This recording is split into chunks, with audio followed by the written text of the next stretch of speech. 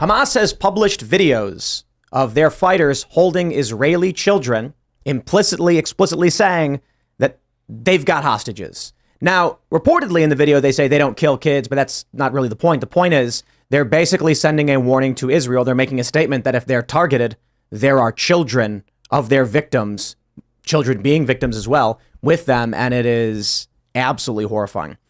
A new report from Reuters says that essentially the U.S. must be prepared for World War III. I kid you not.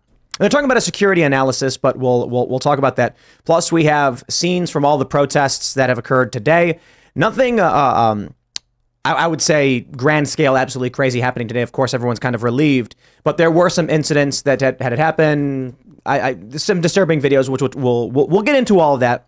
But we're going to be talking about what's the current state of what's happening with, obviously, protests in the U.S., leftist support for BLM and Palestine. We have The View claiming Hamas is like the Proud Boys, despite the fact that Black Lives Matter is overtly supporting them.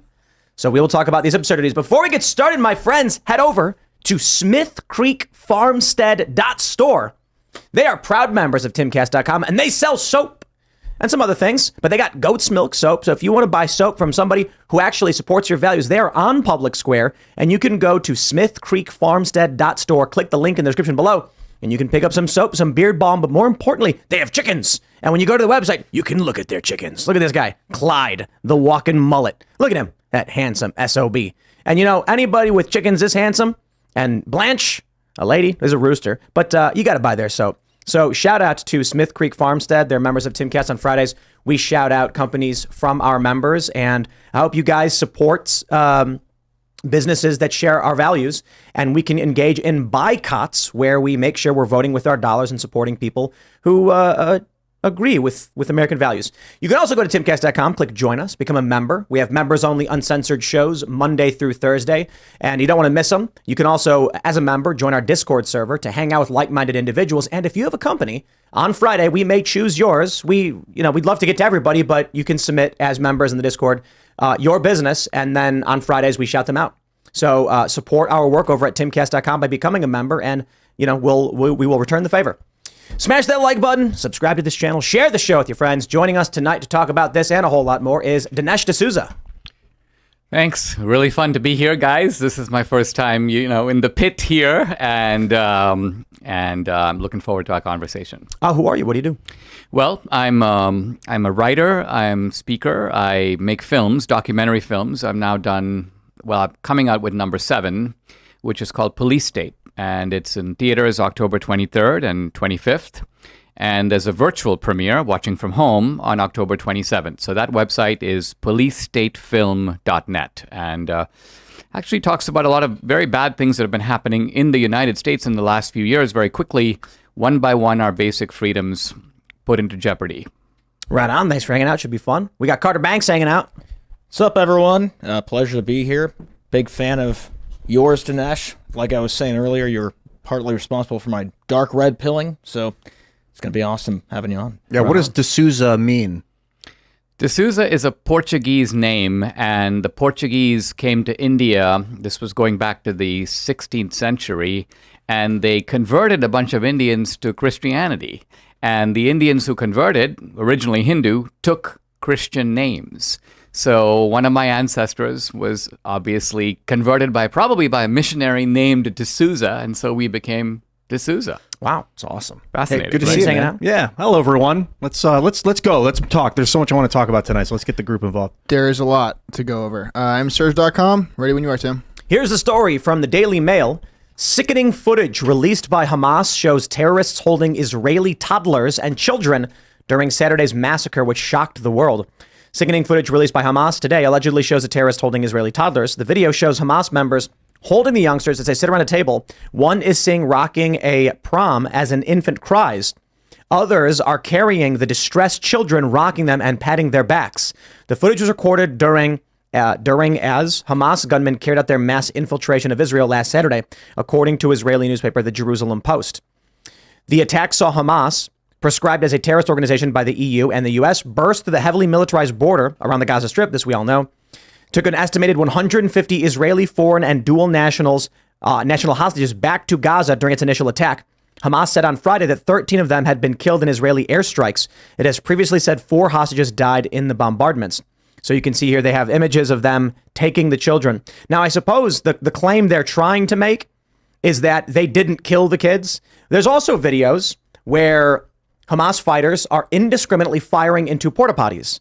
So this is all propaganda from a group that is out of control, sadistic, targeting civilians. If one Hamas guy or Palestinian activist comes out and says that they believe in peace, it doesn't matter, because clearly there is no unified message as to what they're doing. They're going and indiscriminately just killing and capturing civilians, and we know they use them as bargaining chips. So here we are again in this circumstance. And the craziest thing is, right now on the left, the only thing they're saying is Israel's killing babies.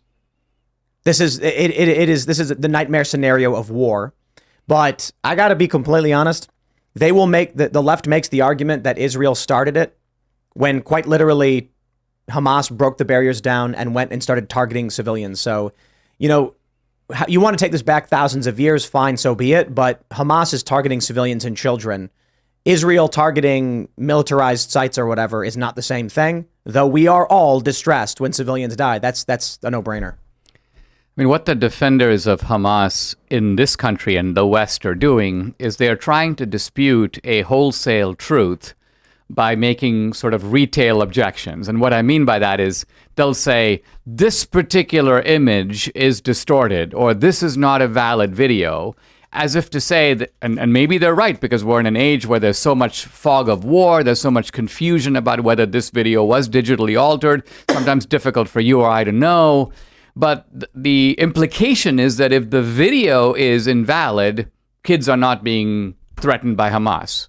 And I think we shouldn't lose sight of that bigger truth. Sort of that video, that picture of the burned baby that Ben Shapiro posted yesterday, and then the AI machine said, "Hey, it's actually fake," and it's like, "Yo, maybe it's real, maybe it's fake. It's it real. Doesn't matter. It is real apparently now, but who knows if that's even true? But ultimately, it doesn't matter because they did kill babies and very likely burned them alive. I don't know. It doesn't matter if that picture is real or fake. These videos of Hamas storming these houses, and then you can see one guy lighting a house on fire. They're not checking the bedrooms to make sure innocent people aren't dying. They're opening fire on closed porta potties with people in them. And they don't care. And I should say, it's very, very self-righteous of me to say that they are.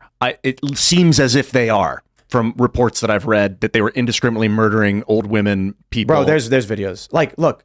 I just watched a video where they're walking through the music festival and there's a row of porta potties and it's go pop, pop, pop. Like, come on, man. There could be kids in there. There could be women. When we see them in one video waiting at the gate of a kibbutz and then a car pulls up, they wait for the gate to open, run up and execute the people inside the car. They're not checking to see if that's an elderly woman or not. They're just opening fire on the car and then running in. They're not checking to see if there's people in the room. They walk into the house and then start setting things on fire. So when we see photos that are being published that don't show the bodies, they show blood and they show gore and stuff like that. I really don't think that the Israel government is manufacturing scenes when we can see the videos, and we know that even journalists of a more pro-Palestine bent are saying, yeah, they target civilians. It's one of their tactics. I bet. There's videos of them holding children. Yeah. My guess is that civilians are making fake content, governments are making fake content on all sides, but that also there's lots of real content as well. And it's terrifying me because, like, I was saying earlier, I tweeted, I want to go look at the most gruesome stuff. Where is it? I want to see it. And then as I was thinking about it, I was like, I don't want to get tricked into seeing gruesome stuff from 2 years ago, or things that like fake gruesome stuff that makes me crazy. So I don't even know if I want to look at any of it now. So I don't want to not know what's going on. So the big controversy the other day, which everybody gets mad about, you've got the very pro-Israeli side anger that anyone would dare question the authenticity of this photo posted by Israel. You've got people on the left arguing that it's not real, and if you're saying it is, oh no, you're posting fake nonsense. I don't care about that. I care about actually investigating the story and figuring out who's lying. Now, what had happened was I did an AI or not analysis on the photo that was posted by the Israeli Prime Minister, and Ben Shapiro had posted the same image, and it said it was AI. I then put an AI generated image in. It said it was AI. I then put in a graphic designed by humans. It said it was made by humans. I then put in a photograph of John Fetterman that we got from a news story we used for a thumbnail, and it said it was a human generated photo. So it was accurate. I don't know if the photo of the baby in this regard was, or I should say definitively right now, it was inaccurate as it pertained to the charred remains of that baby. there has been a much deeper analysis where they actually posted the forensic analysis of the image and the other manipulations that were made to it. It appears to be beyond a reasonable doubt the photo is real.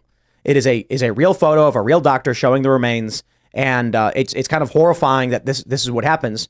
First, it's horrifying that people are like, I demand to see the photo to prove it, and that's sad and that's horrifying. At first, they're like, look, for privacy reasons, we don't want to have to show these things, but people demand the proof, so it gets posted, and then what happens is propagandists and people trying to I guess win an information war then claim it's all fake.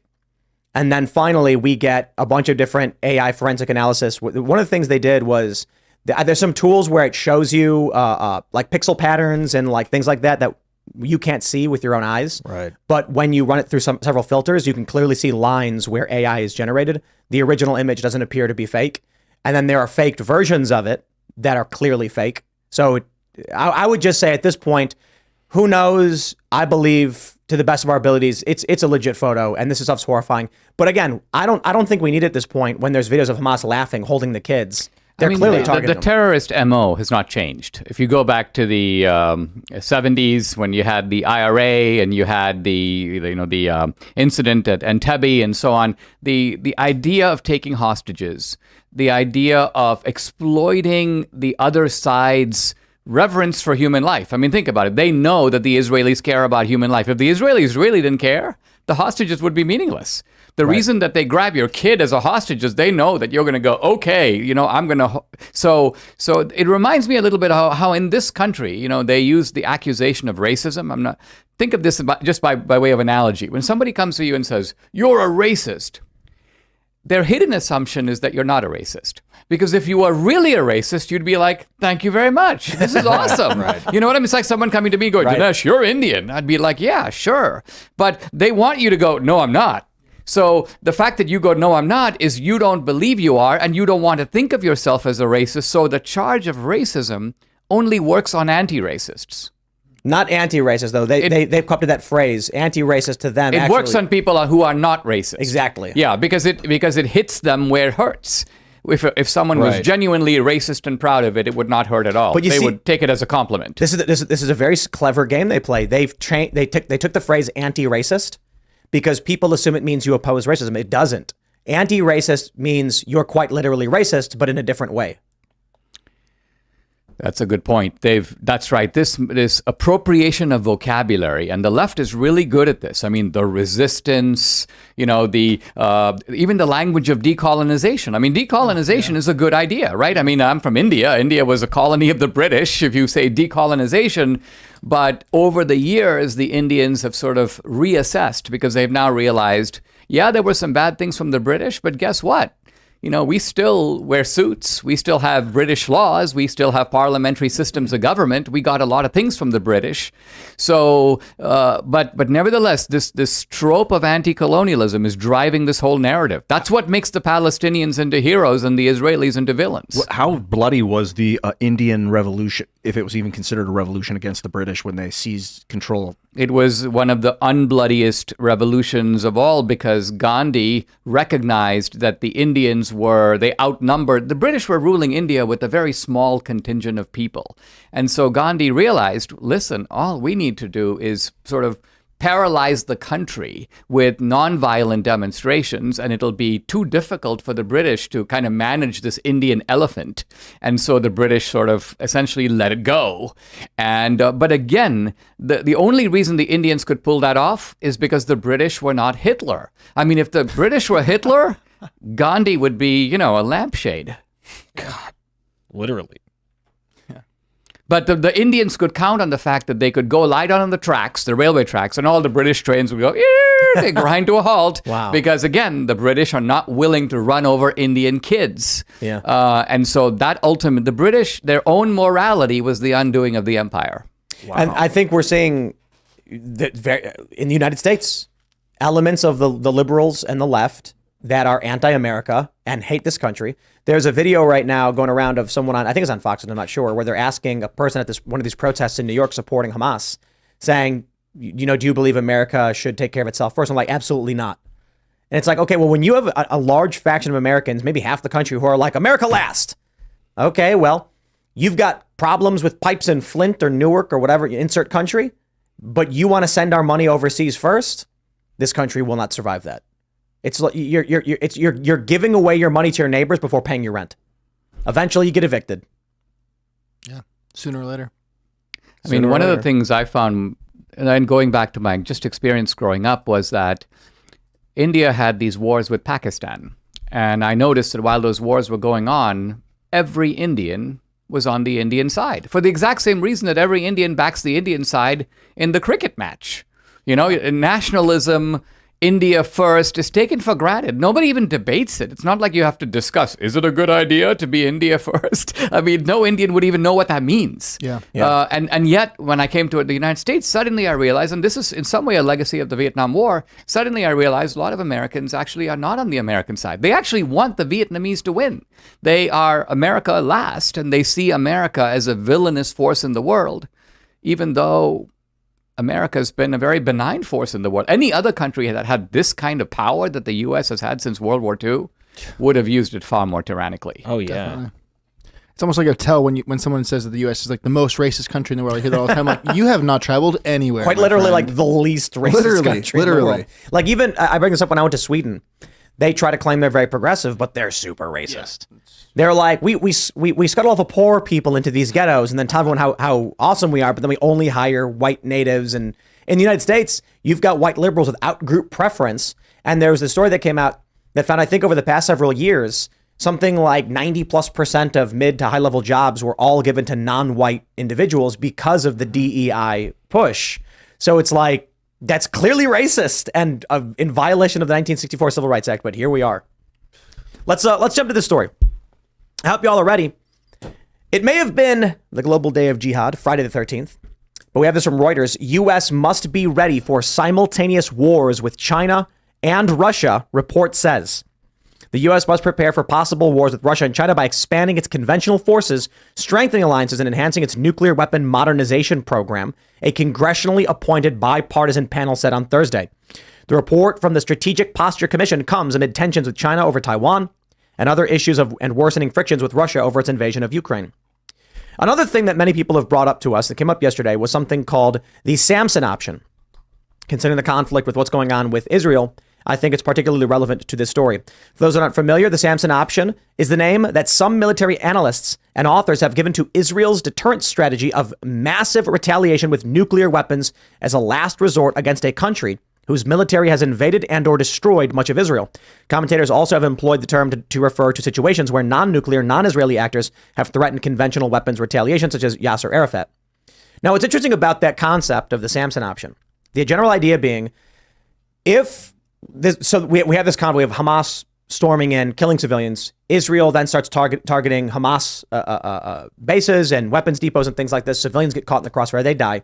We then get fake videos. There was a fake video today, apparently, of Qatar saying that they were going to cut off gas supply. Not real. It's been debunked, my understanding. But you have threats from Iran. You have Lindsey Graham saying war with Iran. If there is an invasion of Israel, the fear is that they're just going to say, we refuse to be destroyed, and they'll fire a nuke at their enemy. But I think the reality is any country with a nuclear weapon that is invaded and is facing extinction or non-existence is going to launch a nuclear weapon. So the fear here is Israel being particularly vulnerable. If they launch a nuke, then what happens? I mean, it's going to be all out World War III, massive nuclear warfare. Yeah.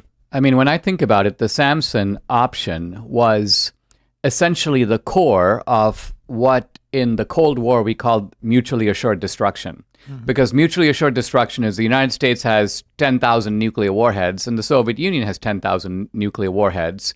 And the reason you have peace is each side makes a public declaration that if the other side launches nukes, you will do the same and cause essentially the extinction of mankind. And it's that mutual fear, oddly enough, that keeps both parties reasonably well behaved. Now we're in a post-Cold War era, of course, but I don't see why that logic disappears. It remains actually identical, except now it has to be applied, more regionally or more locally. But why would a country allow its own extinction without wanting to visit exactly the same on the people who perpetrated that? I mean, this is a case where, I mean, I suppose at a certain theoretical level, you could have, well, listen, they've already launched these nukes. I'm going to die anyway. Why should I kill more people? I just need to sit tight and let myself be blown up. But that's not realistic. No one really thinks like that. Yeah, I mean, I don't know. I've never been through a nuclear war, but it's not just like the nuke hits and then that's the end. Like a nuke will set up the stage for an invasion. Like you can level the ground, level all the defensive capabilities, and then invade the city that got nuked like 2 days later or something, or a day later. Well, also there's fallout there's all sorts of things that happen afterwards that also suck. If you don't die immediately, it's almost worse. Radiation and all 48 kinds hours of fallout or something. The Chinese, are they actually genetically altering their soldiers to be radiation resistant? We talked about that. There was a couple weeks report ago. that they've started breeding genetic super soldiers. I mean, that's a scary reality of what's to come. And so I suppose the concern is not even nuclear weapons. I think that's old school thinking. It is honestly, it is actually crazy to me that most people to this day are like, nuclear weapons. I'm like, bro, that's 100 years old, basically. Like they started developing this stuff 100 years ago. Yeah. Deployed a couple, by today's standards, weak ones. That's kind of scary to think too. Yeah. And then really, I mean, since the 70s, we've had ICBMs and MIRVs and things like this. The U.S. 10 years ago funded a very, very small megaton gravity bomb, basically pocket-sized version of the Fat Man. And we also have these ICBMs, we have hypersonics. But I think people need to understand that a lot of the research has been in targeted biological weapons. And the real scary thought is not that Israel says, we're going to fire a nuke, but that they're like, we're going to unleash a virus or something like that. Or like an insect plague. I think that people have been using insects also. I mean, Well, let's think about this realistically. You've got ethnic conflict in the Middle East, right? These are groups that hate each other based on their ethnic heritage. Wouldn't they be specifically trying to target, if you've got groups of people saying that they want to eradicate Israel, would they not make weapons specifically to do so? If they had the capabilities, they probably would. I do believe that it's more about territory and less about genetics at the core. I think it's about who owns that area of the world. Well, right. But what I'm saying is the majority of the people in Israel are Jewish, and many of these people in, say, Iran or in Gaza, Lebanon, explicitly say the Jewish people. And so it's not even about that. I mean, isn't there, on all sides, when it comes to any kind of war, if the U.S. is facing war with Russia, there is an incentive. This is war, man. I mean, you look at what was that Japanese unit in World War II? 731, I think. 731. 731? Yeah. They stuck people's arms into sub-zero temperatures. They're in a room and they put their arm into a vat or whatever with sub-zero temperatures and then pull it out and shatter it with a hammer to see what would happen. Yeah. Then, after the war, the U.S. is like, we need those guys over here. Well, it's like the great that we took depravity them out of when this stuff. we did, because they were sending like plague fleas and hot air balloons over here. I think one actually landed. Well, they were doing those somewhere. bombs. Yeah. They had the hot air balloons. What are they called? I don't know if there's We an talked actual about name. it. Yeah, we did. And they would float in the jet stream. Yep. And then once they would start sinking, once they got too low, then a bag would drop and it would go back up. Crazy. And then it would start dropping bombs. Yep. I mean, we just get a small insight into how nuts these people are just when we think about gain-of-function research. Yeah. I mean, just think of something so explosive as to take highly contagious viruses and start screwing with them to make them more lethal, to, quote, study them. And this is going on in laboratories all over the world. And the probability of these viruses getting out, when you add up all the laboratories and all the procedures, is actually pretty high. Yeah. So it ends up that you create a worse plague than you started out to try to diffuse. And all of this is all in peacetime. And now you put in war and the aggression and the competitiveness of war and the massive resources devoted to the military, which is much bigger than the resources available to the NIH. Yeah. And you can only imagine what scary stuff is going on there. Yeah.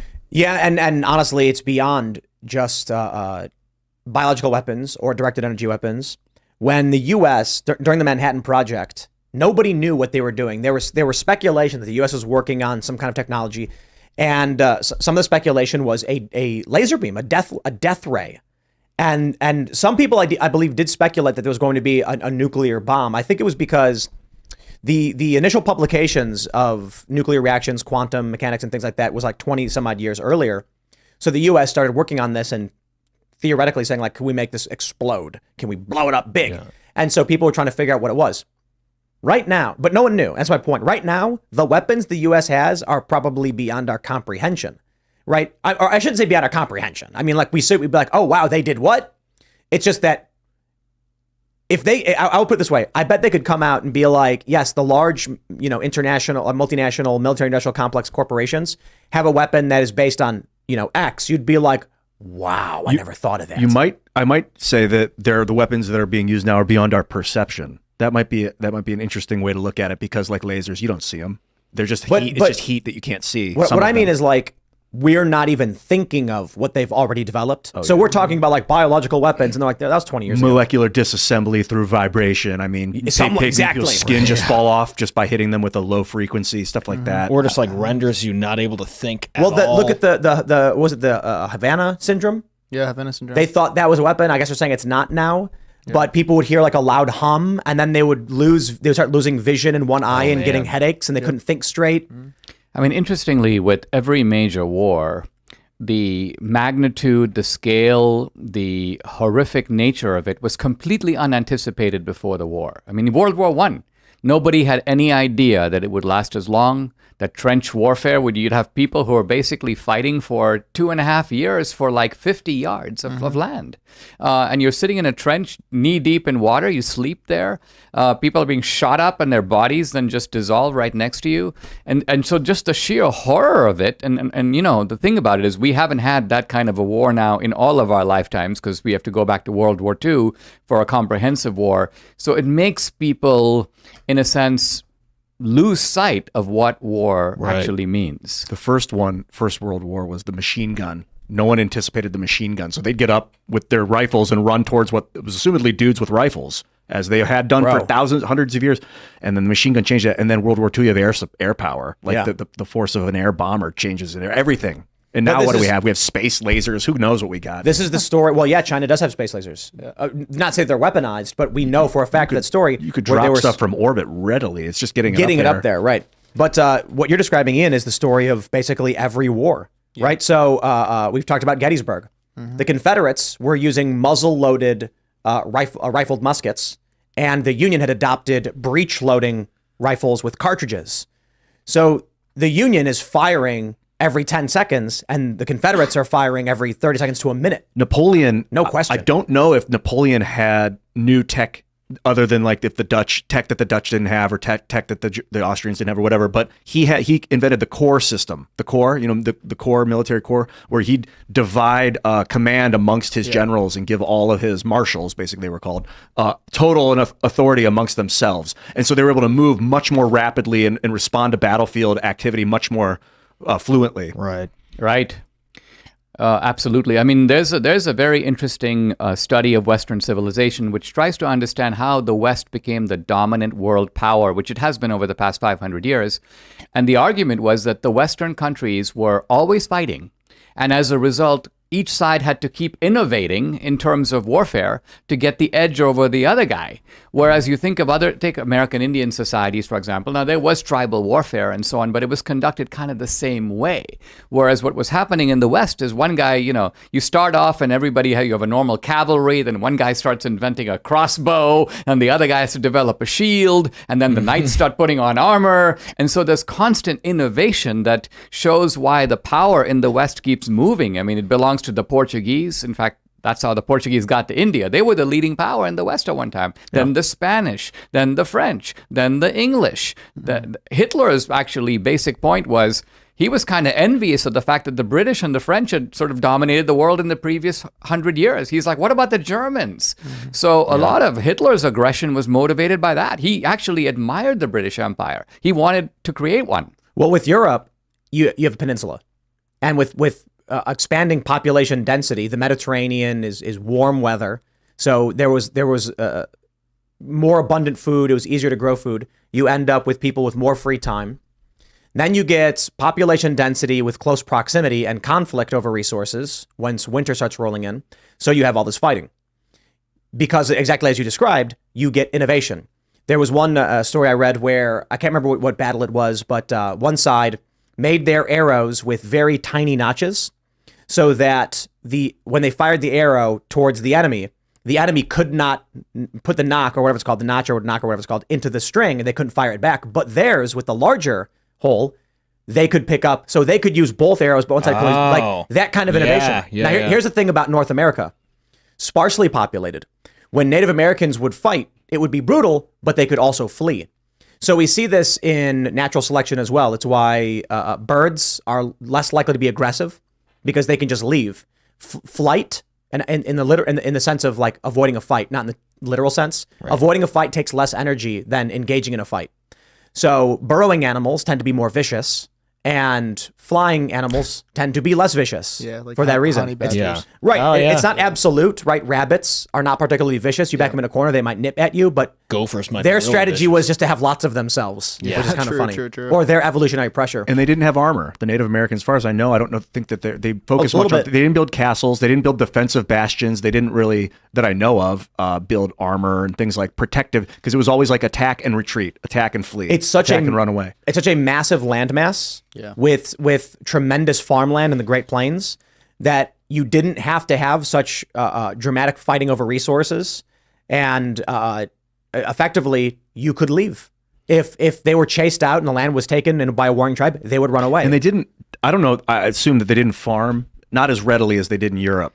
They were more hunter-gatherers. Well, you had two types. You had the sedentary farming tribes and the Hopi, the Pueblo, but of course they were always at the mercy of the Comanche and the Apache and the nomadic, more vicious tomahawk-carrying tribes, which would have their way with these other. I mean, Columbus noticed this when he got here. He the first Indians that he ran into were really nice guys, and Columbus went back to Spain, and he's like, these people are they're like Adam and Eve. They're like living in the Garden of Eden. The second time he came back, he ran into a whole different crew, and in fact, a lot of the allegations against Columbus turned vicious and so on. Well, the reason he turned vicious is he ran into tribes that were into mass slaughter, and that opened his eyes. This is the thing that the left ignores when they were like, the colonizers, the European colonists called the Native Americans savages. And it's like, no. The French cooperated with many of the tribes in the Canadian territories, fur traders. They got along just fine. The Aztecs, however, who were pulling people down on altars and ripping their body organs out, they were a bit shocked by that. And we're shocked about these hostages. Now think about Cortez in Mexico. Yeah. Seeing this stuff, I mean, you have rivers of blood. Imagine the psychological impact on the Spanish. And I think I'm unsurprised the left takes the view that the Aztecs were doing something acceptable.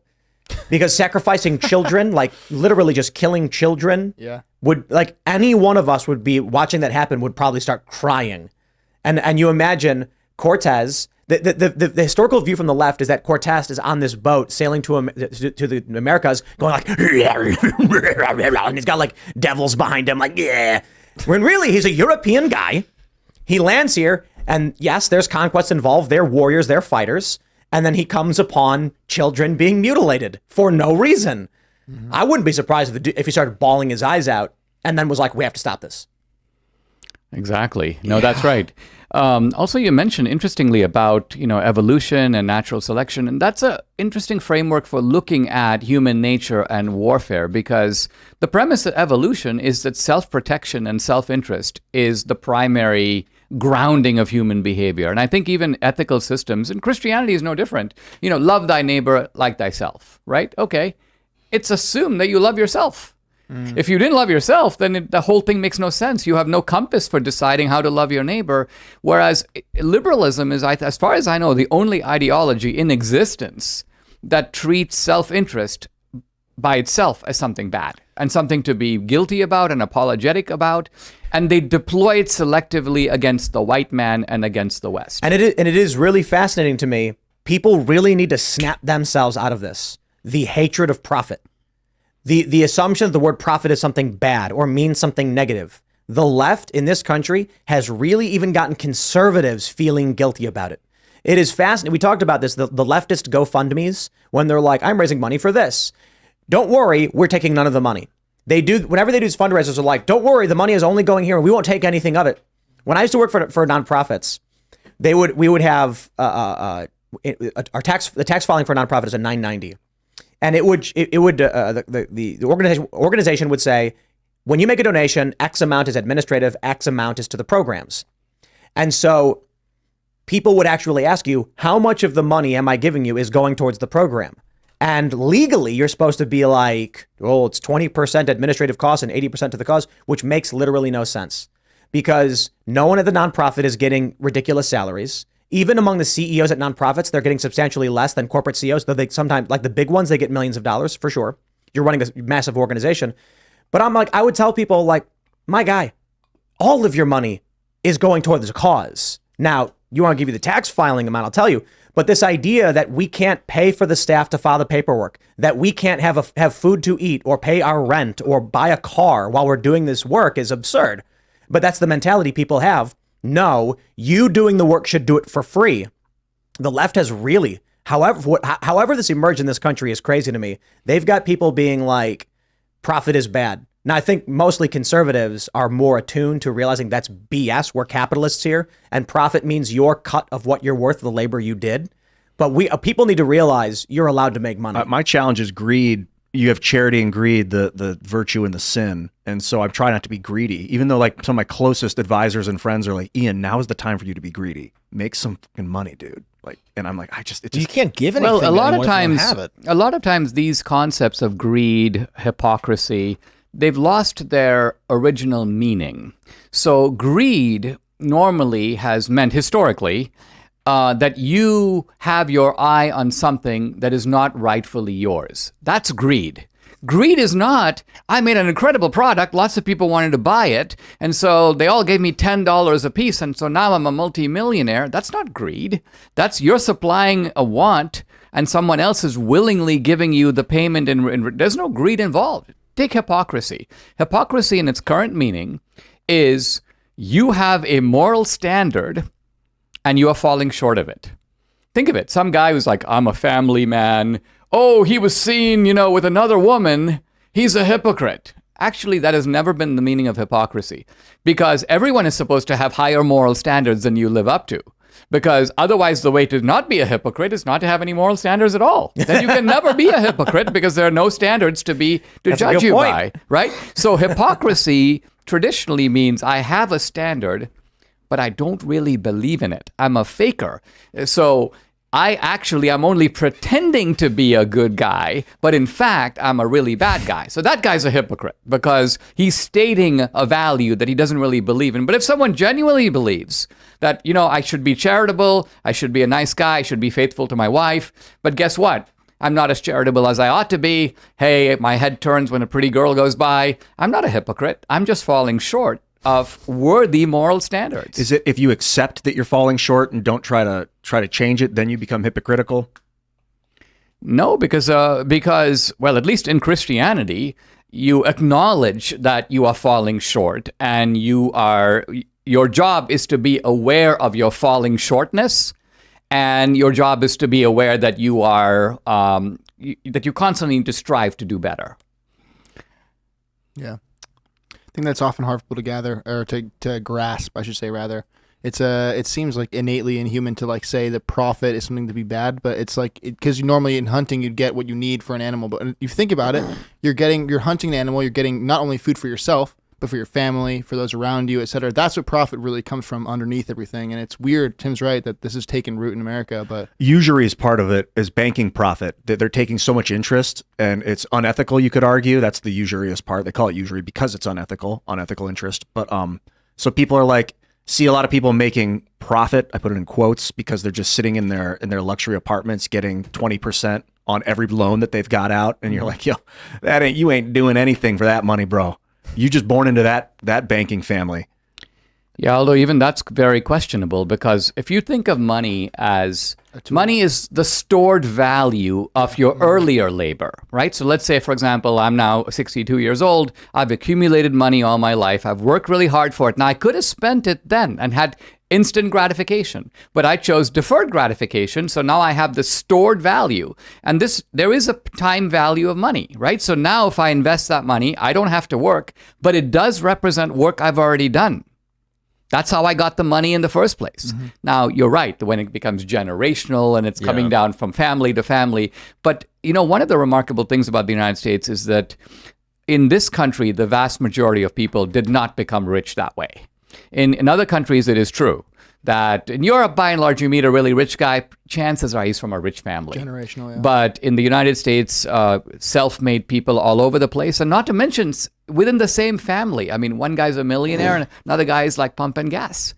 In the same family, so I mean, think of it, same gene pool, same socialization, and they end up so different in the walk of life. Let's jump to the story from Fox News. We're going to expose Harvard for the liars they are. GOP Harvard graduates send scathing letter blasting school's response to pro-Hamas students abhorrent.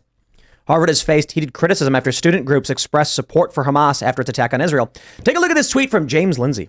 How it started and how it's going. It's a good one. And the first one is a quote.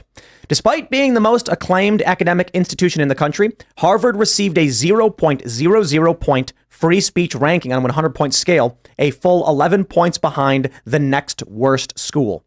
And then the response from the Harvard president over the pro-Hamas protests. Our university embraces a commitment to free expression. That commitment extends even to views that many of us find objectionable, even outrageous. We do not punish or sanction people for expressing such views.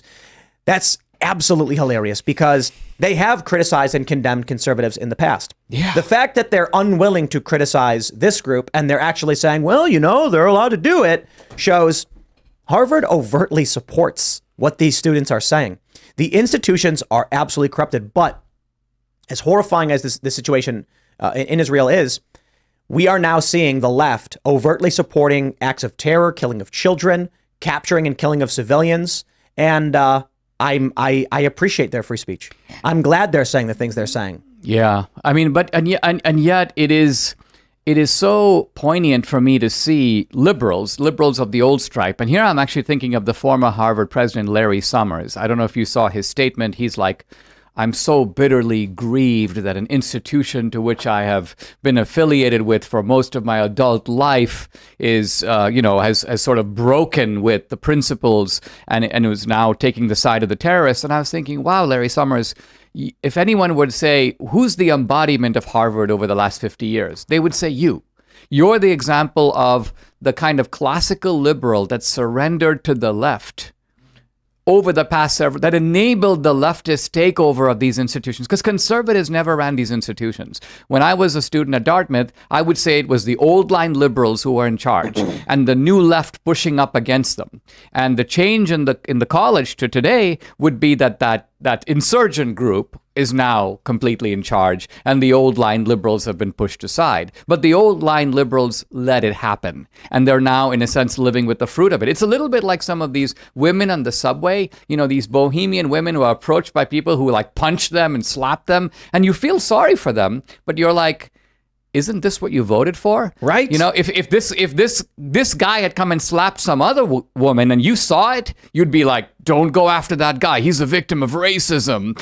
Let's not, Black Lives Matter. So you've got and then this. they get hit and go, help, I'm being oppressed. That's right. When it happens to them, suddenly the rules change. It's like when Elon Musk banned like those 5 journalists, leftists on Twitter for like one day. Not only did they go nuts, I mean, they were quoting John Stuart Mill. I mean, they were discovering the virtues of free speech, but only because it was happening to them. Yeah. Yeah, it's so exactly. Yeah, and therein lies the big challenge. But now, I mean, some of them stay true to their principles. There's that woman whose boyfriend was murdered in front of her, and the reports are that she's refusing to identify the murderer. What? But the conspiracy theory on X/Twitter is that it was a hit. Yeah, I heard that. And it's like, I don't know about that, but I got to be honest. Are you really going to come out and claim to the police that the reason you're not identifying the killer is because that would be racist? Are the cops going to believe that? Be like, really? Someone murdered your boyfriend in front of you, and you're like, but if he goes to jail, it's racist. So whoopsie. So a lot of people are convinced like there's no way someone watches their loved one die in front of them and then says, but because of racism, I think the killer should be free. unless they Yeah. wanted it to happen. I mean, it's easier if you're a journalist and, the suspect is black, but you leave that fact out of the article, which we've been seeing in recent decades. But then at least you are not facing the consequences. It's easy it's kind of virtue on the cheap. I'm not going to mention that he's black, but, I get some virtue points. But it's a whole nother matter if somebody comes and kills your kid.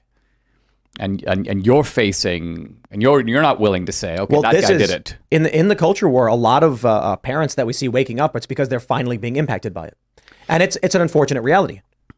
Many years ago, Irving Kristol said that neoconservatism, which we've got a lot of problems with these days, but neoconservatism is when a liberal is mugged by reality, and that happens to people. We're seeing it now with Hamas. Yeah. Have you seen that meme? I don't know. I can try and pull it up. It's I'll try and find it. The political persuasion you gain when I don't know. I'll have to find it at some point. But it shows all the different things that turns you into various political ideologies. So it's like this graph, and it shows you get you pay your April 20th, and it's like become libertarian. Then it's like gets mugged, becomes conservative. Gets a speeding ticket, becomes liberal. Is war on there? War starts, become authoritarian? No. Like, it's not on there. I don't know. I'll try and find it. But You guys think that's natural and actually a good thing that we become more authoritarian when our livelihoods are threatened by war? Well, I mean, look, I'm making this film, as you guys know, Police State, and I had to think to myself, how did this come to America? Because a police state is very alien to America. And then I realized that, paradoxically, this was a bipartisan creation of the aftermath of 9/11. Because a lot of Americans, out of fear, were like, listen, we got these foreign terrorists. Who knows when this is going to happen again? We need to stop the next guy. So we're going to give the government all these new surveillance powers. We're going to basically give them a carte blanche, do whatever you want.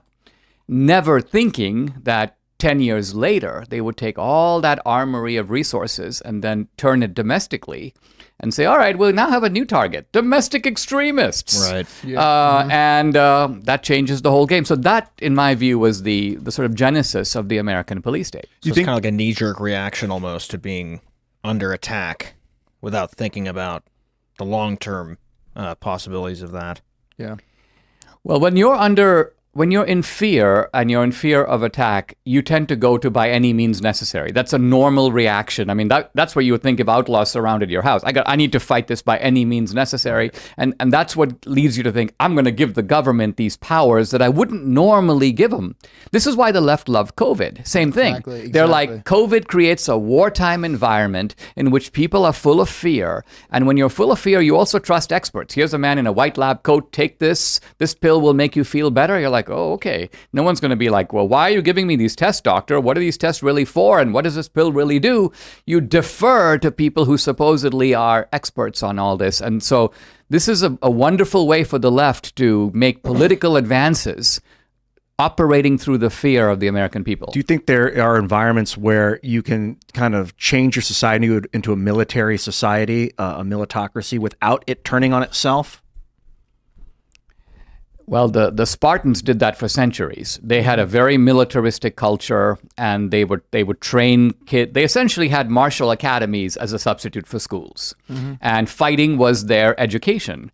And they were the best at it, and they developed all these amazing techniques. Basically, you'd have a phalanx, and everybody would hold a shield. You're not defending yourself with your shield. Your shield defends the guy to the right. And you're defended by the shield of the guy to your left. And so the Spartans would move in a phalanx. I mean, they were so formidable that in the Peloponnesian War, the Greeks could not fight them. So the Athenians decided when the war started, we're going to abandon all our land and go to sea because we can't fight the Spartans one-on-one. We'll let the Spartans come and take all our land. However, eventually the weakness with the phalanx was discovered and they began flanking them. Well, not only that, but the Spartans also didn't like technology. Apparently, someone came to the Spartan king, Archidamus, and told him, we've invented a way to launch a projectile, so we don't actually have to fight man to man. And the Spartan king said, I will give you a reward. Speak to no one about this invention, because if this invention becomes widespread, basically military valor will disappear in Sparta. Wow. So they were more concerned with maintaining the military virtue than having this kind of new gadget. There's something to that, though. There's something to it. With the advent of the cartridge, you ended up with conscription. I mean, there was always some form of conscription, but widespread military conscription came to be when you didn't need to train people. Yes, because anyone could fight. As soon as you had, so obviously with the musket, you start seeing more and more of it. There's always some kind of we have to go and fight to varying degrees. But then when you got the reloadable cartridge, you end up with the U.S. going to all these countries and being like, not necessarily the U.S., but many weapons manufacturers and saying, now your farmers can fight. Hand them this, tell them to point and click. All they need to be trained is how to reload. And they're going to miss a whole lot, but it doesn't matter. You don't need to know technique anymore. I watched that movie. I think it's The Last Samurai. I could be wrong. Tom Cruise? It might have been The Last Samurai. Maybe not. I don't know. I watched a movie where it was, I think that's what it was. It's in the 1800s and it's around when... Yeah. The end of the Meiji. Yeah. And so the samurai who are trained and were these elites were no longer necessary and they were losing political power. Yes, right. Yeah, it's crazy. And soon it's going to be a dude in a pod in an underground base with a headset on flying a drone. Yeah. We're already basically there, but I mean, like, the future of warfare is going to be silly because it's going to be drones fighting drones. Yeah, it's so true. You're going to be in a factory and you're going to be in a conflict zone, and then it's going to be like the alarm's going to go off and it's like, flee. All the humans are going to evacuate, and then it's going to be a bunch of weird drones just crashing into each other and robot dogs shooting at each other. And we'll see another Sparta-like situation where the people from the military industrial complex and the governments are going to be like, no, we want to use the weapons that we have. We really want to use our F-17s. We got to use our long-range intercontinental ballistic missiles. And at the same time, you're getting ripped apart by drones or some stupid new tech that's like, well, if we use that, then we're not going to be able to use our toys. It's like, you got to adapt. You're going to have to adapt really rapidly to the new type of war. I mean, look, it was in the 80s, Terminator? The concept of an AI taking over our weapons before we even had developed technology. It's really incredible. It leads me to believe we're probably going to build warp engines and go travel the galaxy because in the 80s, when computers were trash, they were like, one day computers will be so strong and so smart, they'll take everything over. Now we're looking at AI and it's terrifying. I mean, the genius of that movie, Terminator 1, I think was the best, but 2 was pretty good too, is that it made an accurate call in a way that earlier science fiction never did. You go back and read H.G. Wells, in the early part of the 20th century, and he has the idea that you'd have these massive lumbering robots like 20 feet tall with big legs, and they'd be doing all this work for us. But Terminator, I think, was a very thought-provoking movie in its own way and underestimated at the time. But in retrospect, I think it's like one of these movies like Shawshank Redemption. Over time, it gets better. I think Terminator 2 was the big one. Like, Terminator was good. They made a sequel, and Terminator 2 was just like it. Huge, huge. Guns N' Roses had a song in it. Obviously, Eddie, they were like, the Arnold kid, needs to be the good guy. Sarah Connor. I mean, it was a female hero. The whole thing, like the main character was this badass woman. It was awesome, like Alien. It was James Cameron, same director as Alien. Yeah. So he's really good at creating. At that point, he was. Well, what's your fear with AI? Have you been studying it? Have you done any documentaries on it yet? I haven't. No, but it's no. I think it changes the rules of the game in so many ways. I was telling Tim earlier that I walk into my podcast, and the guy does the technical work on the podcast. He took my last podcast and he put in some AI, and there I am speaking fluent Spanish. And my mouth is moving, and and my wife who's Venezuelan, she's like, she was like stunned, speechless for a moment because. So think about just from that simple idea, the possibilities of manipulation. I mean, I can see the promise of it, but I can also see the peril of it. Well, here's the start. Within a couple of years, YouTube rolls out the auto translate button. Oh yeah. That will just press a button, and then all of a sudden everyone's speaking Spanish or German or Japanese, and then from there you have the technology to just create a podcast. Yeah. You could literally we're almost to the point where you can type in to one of these AIs, give me an episode of Timcast IRL with Alex Jones, Joe Rogan, and Donald Trump, and it will AI generate the whole thing, and it will seem real. And it'll probably be good, too. Think about that. Though. Tim and I could be huge in Japan. That's right. Yeah. But I will say very quickly, as of today probably not, because Seamus Coughlin, Freedom Tunes, he put out this hilarious video called Asking ChatGPT to make a Freedom Tunes cartoon. And he basically asks ChatGPT to write a script for a Freedom Tunes cartoon based on ones he's already done. And one of them is Ben Shapiro having Thanksgiving with his family. And it's actually really funny. and he's like surprised. There's like one of the kids goes, "Can I grow up to be when I grow up? Can I be a conservative?" It's like funny things like that. But then he types in Bernie Sanders having Thanksgiving with his family, and it made the exact same script but changed Ben for Bernie. So it's like not quite there yet, but it actually still was kind of funny. But we're getting there. We're getting there. I was picturing, I mentioned Napoleon earlier and how one of his greatest achievements was the ability to decentralize command among his marshals and create a corps system. That a victorious military government is going to do that with artificial intelligence and decentralize its command amongst a bunch of different artificial intelligences, because it's going to be so effective. They're going to win, but it's so risky that one of the AI is going to go rogue and take over, and then it's going to become man on machine. I'm afraid of that. What did you say about Napoleon? He was good at decentralizing command. Right. But so I just wanted to add, I wouldn't bring up Napoleon as it pertains to developing new technologies in the military because of this quote. You would make a ship sail against the winds and currents by lighting a bonfire under her decks? I have no time for such nonsense. That's a great quote. That was Napoleon. That's like the classic. It's like the classics, exactly what the Spartans were saying. Yeah. We don't want this new tech to come and disrupt what we already have going for us. Because he's from the age of sail. He didn't agree with the idea of having a ship with a motor. Like, oh, that's so not manly. You hear that all the time, and then that ultimately becomes the way of the world. I watched a documentary on the ironclads. And then because we drove down to a national park where we actually got to see like a bunch of the rivers and stuff and look at the stories. And then we went to an aquarium that actually there's like a crashed ironclad. Yeah, dude. When people realized we can coat the top of our boat with metal and then put an engine underneath, a steam engine, we own. And there's crazy stories where like the Confederates had this ironclad and they're firing on a Union ship, and then someone's gonna know the story better than me because I'm not a historian or anything. But one of the guys on the Union ship runs over and he pulls the cord or whatever to fire. It hits the ironclad, bounces right off, and then lands back on a ship, blowing him up and killing it. Oh man, that's wild. Yeah, crazy stuff. And then but it's also like they eventually figured out that the smokestacks or whatever on the ironclads were the weak point, and if you got rid of it, the airflow couldn't come in and keep the fire going, and it would shut them down. Yeah. Dude, Was that the monitor? Technology. I don't remember. Either one. War technology history is amazing. The history of war technology. And how technology is often the key factor in how a civilization decays. If you've been to Venice, they have Carnival. And how'd they get Carnival? Well, the Venetians actually were the dominant shipping power in the Mediterranean.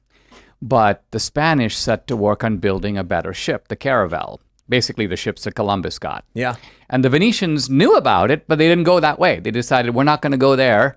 We don't need it. We dominate the region. So the Spanish built a better ship, and they crossed the ocean and got to the Americas. They changed the whole balance of power, not just toward Europe, but inside of Europe. And then Venice could never recover from that. So they said, basically, let's party. And that's the origin of, and they've been doing it for 300 years. So the Spanish prioritized exploration over destructive capability, and that ended up making them more powerful.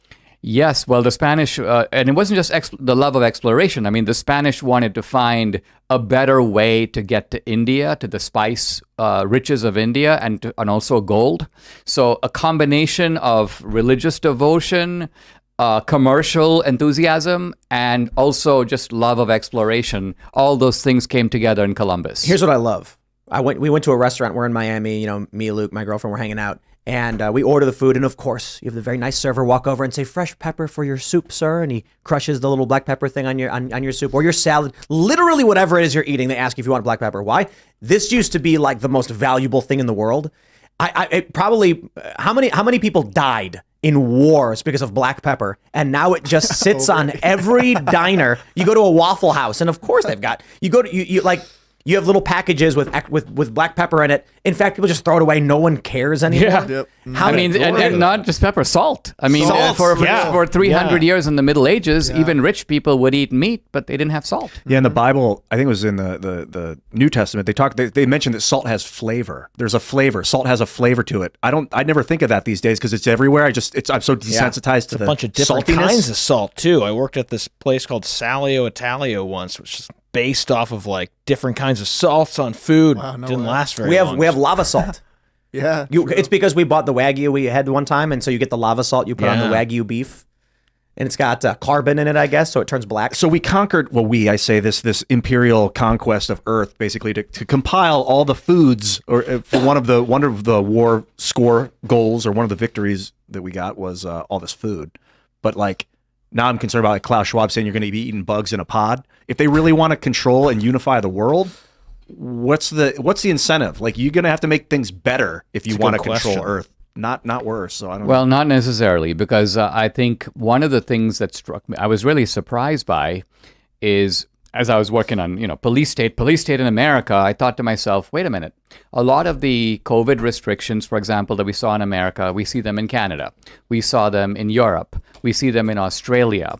A lot of the issues of election fraud that we are debating in America, we see in Brazil. So suddenly, we realize that our danger isn't just a police state, but a police planet. Because there's the risk. A prison planet. Yeah, a prison planet in which the entire population of the world is under the control of some decentralized elite, but it's an elite in communication with each other. I mean, the marvel of today is that you have collaboration without conspiracy. I mean, here's a crazy example of that. The suppression of the Hunter Biden story. This is a real puzzle. Now, I can understand if you're running Stalin's regime, it's easy to suppress the Hunter Biden story. Nobody gets to publish it or they get killed. Or even under, Goebbels, he's the propaganda minister of Germany. He just instructs all the media. You can't do it. Everything is under the control of the state. But in America, we have hundreds of news organizations, thousands of journalists, and normal libertarian theory would tell you, okay, if people don't want to publish the Hunter Biden story, some guy at the Sacramento Bee or the Denver Post or the Dallas Morning News is going to be like, you idiots can be my guest and not publish the story. I'm going to publish the story. I'm going to have the biggest story. But the fact that no one did it, think about it. Think about the level of regimentation there has to be where the ordinary reporter, who's not that political, goes, I cannot touch that story because if I do, the sword of Damocles will fall on my head and chop my head off, and I can't do it. Not one guy did it. The Post, didn't the New York Post reported on it? Right. So when the New York Post, being the only one to go out forward, suddenly it was almost like there was a massive media mobilization to shut those people down, to take them off the internet, to shut down the story, and the media was applauding. Have you found that of these news organizations are working in secret behind the scenes? Like a lot of them. Do you have any evidence? Have you? No, I think this is, what makes it even more scary. I mean, if we could find evidence that they all got on a 6 a.m. Zoom call and they all said, let's not do it, I would at least go, oh, okay, that's how that happened. I find it even scarier to find that human beings operate like birds flying to Florida in the summer where they're not communicating. They're not on a Zoom call, but they take signals from each other and they're all able to maintain a flying formation. Yeah, right. It's like tacit. It's like a lot. I always reminded of George Carlin saying there doesn't need to be a formal conspiracy for people to act with the same interest or with the same underlying interest towards doing something. And that's exactly what you're talking about. It was just tacit. People just did it because they were just like, well, I'm too scared to fall out of the flock, or I'm too scared to be attacked by my neighbor because of what I say and do. And that was really scary. That was creepy. That whole the whole laptop story. Now it's been totally ratified, and it's just reality. People accept it as that's like jokes. You hear jokes about it now, like every day. It's wild. I think they're losing control.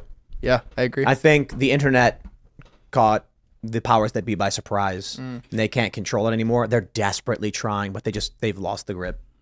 For a little bit there, it appeared that when they had Twitter and YouTube and Google and Facebook, and those guys were working in coordination. I mean, interestingly, like Alex Jones was banned on those platforms within 5 minutes of each other. So think about that. They had to be in communication. They had to make a deal that way. I think that for this reason, what Elon Musk has done is very significant, and I think has historic significance. When we look back, it's pried open the closing can of free speech. And with the development of mesh networking and things like that, and where our networks can go phone device to device without some sort of central authority, it seems like we're headed in a path towards bypassing central authority. This is a cool thing. Yeah, when I was on I mean, anybody who's gone on a cruise probably has noticed this already, depending on the cruise, but I went out to, there was a cruise called Summit at Sea. And this is billed as like a bunch of influential people all buy a cruise ticket and then everyone interacts. But when you go, they told everyone, download this app. It creates a mesh network through Bluetooth so that everyone can chat with each other as if there was a cell tower nearby. It's the craziest thing. So basically what happens is you're on one side of the ship You send a message to your friend John. That message, your phone connects to any nearby Bluetooth in the network, and then it ricochets off every device until it finds his, and then he gets the message. It's really pretty cool. Without everyone else like seeing it too. No. Yeah, no, because it's encrypted, Right? And so it only seeks out the phone that's the decryption key from the person who has it. Yeah, I think in the future, your computer, you'll be able to click a little switch in the bottom right where it'll say like activate mesh, and then your computer will just be part of the network, the mesh network. Anyone else that wants to mesh into it. GPS is mostly becoming irrelevant. I mean, not really, but kind of. A lot of people maybe don't know this. Your phone tracks your location through ambient signals, not necessarily through satellites anymore. Off of cell towers. Yeah, right. When you're using, and here's the crazy thing. Google Maps on Android right now is not even using that. It's using pictures. Yeah. So if you have low accuracy and it doesn't know where you are, it says point your camera out the window, and then it uses Google Earth data. What? Yeah. So by you filming the trees as you drive down the highway, it'll be like, found you. Yeah. When I learned that, crazy. it like blew my mind. It was terrifying, actually. Yeah. Dinesh, are you concerned about the metaverse, or not necessarily Mark Zuckerberg's, but just the concept of going into a neural net universe and kind of living your daily life in this thing, or do you think it's a benefit for the species? How do you view it? Well, I think that the problem, I think, is bigger than that. The metaverse is like the latest chapter of this, and that is that we have visual and virtual reality, and I admit as a filmmaker, I create the same, that if you don't, it has the risk of pulling us away from real human feelings. And so our feelings become increasingly simulated. They're not even really real. And by that I mean we're accustomed to a certain type. Let's take, for example, a politician who sees some of these horrific images, right? He goes, "Oh my God, there are children who are being held hostage and are being slaughtered." And you feel that emotion as if it was your own kid, but like for 3 seconds. Right? Because then somebody goes, "Hey, I got a hamburger here, you want cheese?" And so we're now in this world where we have this extreme reaction, but then we go right back to a mundane reality. And so the metaverse just takes this concept to a whole new level, where you can have a surrogate identity, you can have a virtual girlfriend, you can buy real estate in the metaverse, and so suddenly you have a surrogate life. This is why people don't get. There's 2 reasons why you will live in the pod and you will be happy. You'll live in the pod, you'll eat the bugs, and you'll be happy. The first reason is when they take away your children's knowledge of what could be, they won't want it. So 100 years ago, let's say 200 years ago, nobody was complaining about not having air conditioning. There wasn't air conditioning. You just go and cool off by the watering hole or fan yourself. Now that we have air conditioning, people are like, "Why don't you have air conditioning?" There's restaurants. People won't go. "No, you don't have air conditioning. Now we have to have it." They take away your knowledge of what could be, and you will be like, "Wow, the pod is fun." But the other reason is because it's not living in a pod. You're going to be a king. You're going to come home from work, if you're even going to work. And some people will still have reality-based jobs, but most people will work in like white-collar jobs in the pod.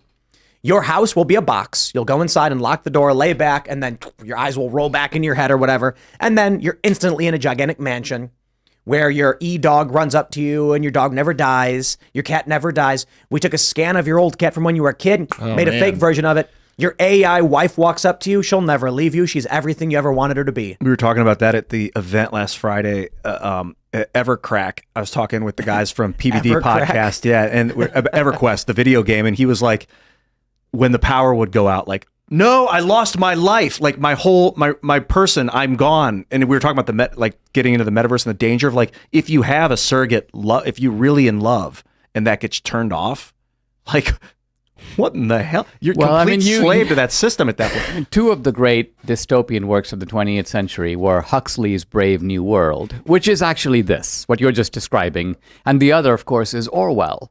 And interestingly, it's, at that time, I thought we may go this way or we may go that way, but it never occurred to me that we would actually go both ways.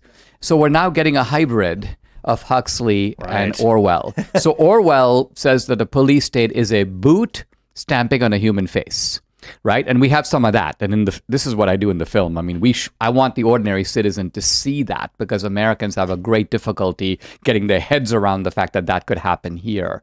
But the Huxley part of it is another way a police state lulls a citizen into sort of complacency. It's like, we'll give you manufactured experience. Now, manufactured experience is not real experience in the sense that it's not the real thing. Right? I mean, living your life with a real woman and going through all that has a texture and complexity that an e-girlfriend or even a porn video cannot supply. But Tim's point is, what if you don't know that? What if you think that this porn experience is actually sexual experience? This is romantic experience. I've got a girlfriend. Why would I want a real one?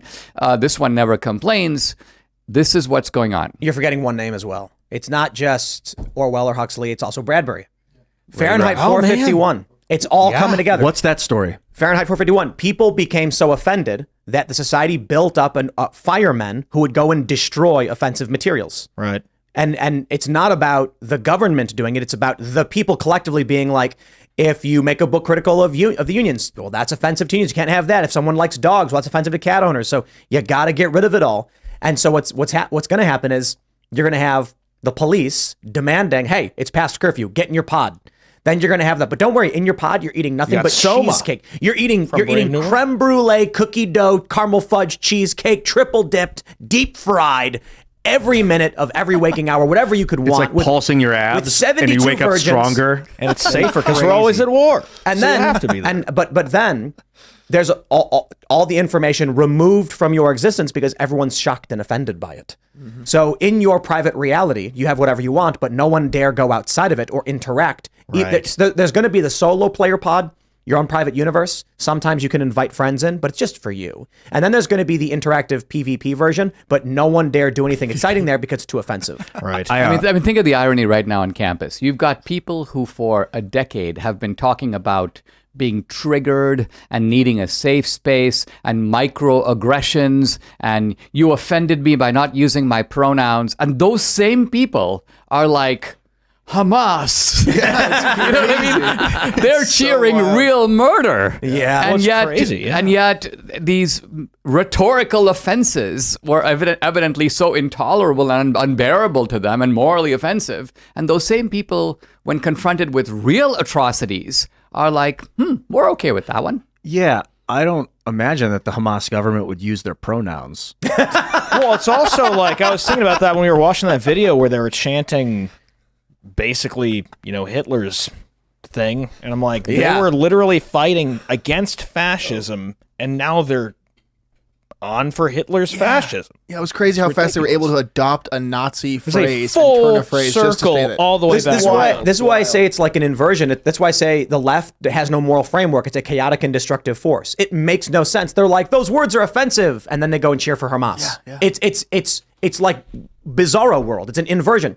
We here as moral people are like, innocent people shouldn't die, but offensive words may be necessary because sometimes offensive ideas are the right ideas, and sometimes inoffensive ideas are the wrong ideas. The left is inverted. No one should be allowed to speak. But what Hamas did, it's an inverted world of nonsense morality. It's crazy. Yeah, they're falling into the oppressor-oppressed category. I mean, a lot of it comes from the establishment of the Jewish state over the course of the 19th century. But it's not. It's when they say like, or 20th century. If a homeless white person, a homeless veteran, a white man on the ground, they say he's the oppressor and Oprah Winfrey is the oppressed. I'm not kidding. That's their argument based on race. A white veteran homeless man has more power than Oprah does. That is nonsensical. Yep. Removal of that is the logical reality. Extension of systematic racism, right? And in fact, it's the nonsensical logic or illogic of intersectionality. Right. So intersectionality is that this was actually a very clever device thought of by a law professor, a black law professor in the Midwest, and she's a black woman, and she's like, listen, I don't want all the civil rights prestige to go to Martin Luther King and all these black guys. How do we get the black women ahead of them, right? And the answer is double oppression. So the black guy is a victim of racism, so he's got like 1 point. But I'm a victim of racism and sexism, 2 points. Mm-hmm. And of course, if I'm a black female lesbian or have one leg, then I've got 3 points. So it becomes like a inverted totem pole. But this was actually not even hypothetical. You're quite literally describing the algorithmic machine that was built on social media.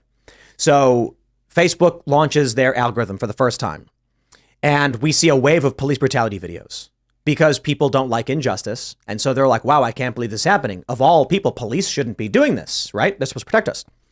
What happened is many of these websites started making insane amounts of money when they kept posting this rage bait of police brutality. But then something happened.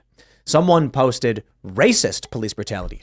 All of a sudden, they're getting 2x the views. So that police brutality plus racism is not just 1.2 points. It's not X plus Y, it's XY. It's multiplied. What ended up happening is you get some of the most absurd articles imaginable, where it's like Vice writes, black trans women, black trans lesbians personify Black Lives Matter and denounce police brutality from white supremacy. They jam all of these words into the headline, so the algorithm will promote it more. Oh, yeah, because it's going to different groups. So the idea of intersectionality actually emerges mechanically through our social media platforms because that's what the machine would share the most. Mm-hmm. If someone clicks on racism, the algorithm says people like this, show them more. If someone clicks on sexism, they like this, show them more. But you put them both together, everyone's clicking on it now. So intersectionality fit the mold perfectly for promotion algorithm. Very interesting. It's technology meets ideology. And so the ideology came first because these ideas go back to the late 1980s. But of course, at that time, they were not powered by this there were no algorithms to drive them. And then the algorithms, well, I mean, the algorithms were programmed in this way because it's obviously, inputs and outputs. Right now we're watching human identity fracture and shatter into a million pieces to the point where for the past 10 years, you've had the emergence of otherkin. Are you familiar with otherkin? I've heard the term, but I don't even know what it means. Trans mythical species. There are people who identify as elf dragon lords and stuff like this. And it's like, you might assume it's nonsensical and it's not as in the realm of reality, but a lot of people do say like, I'm an owlkin, like I have an owl spirit in me and things like this. I'm actually identify as a wolf. As we watch reality break down, human beings, like someone who is male is identifying as female, people identifying as animals. There was one very prominent individual who was male but identified as a female tiger and got surgery to look like a tiger. Oh, I saw that. Well, that person took their own life. What? Mm-hmm. As we're watching the chaos rise and identity fracture, if we move into a metaverse reality, give it a couple generations, and what you will see inside of people's pods. We make the joke. I made the joke that you're going to live in the pod and you're going to be in a mansion with a woman. No. So in a couple generations of this continued fracturing of identity, you will take a look. The government will say, let's go spy on, this person's pod experience. And they're going to click it. And they're going to be a piece of cake vibrating on a bowling ball that's spinning around a moon with a bunch of carrots twirling in the air. Yeah. And you're like, it'll be like code. No, it's going to be. What the hell are they even? It's not even that. It's going to be nonsensical abstractions. That's what I mean. Of complete fractured identity. Yeah. And the cake person has been going.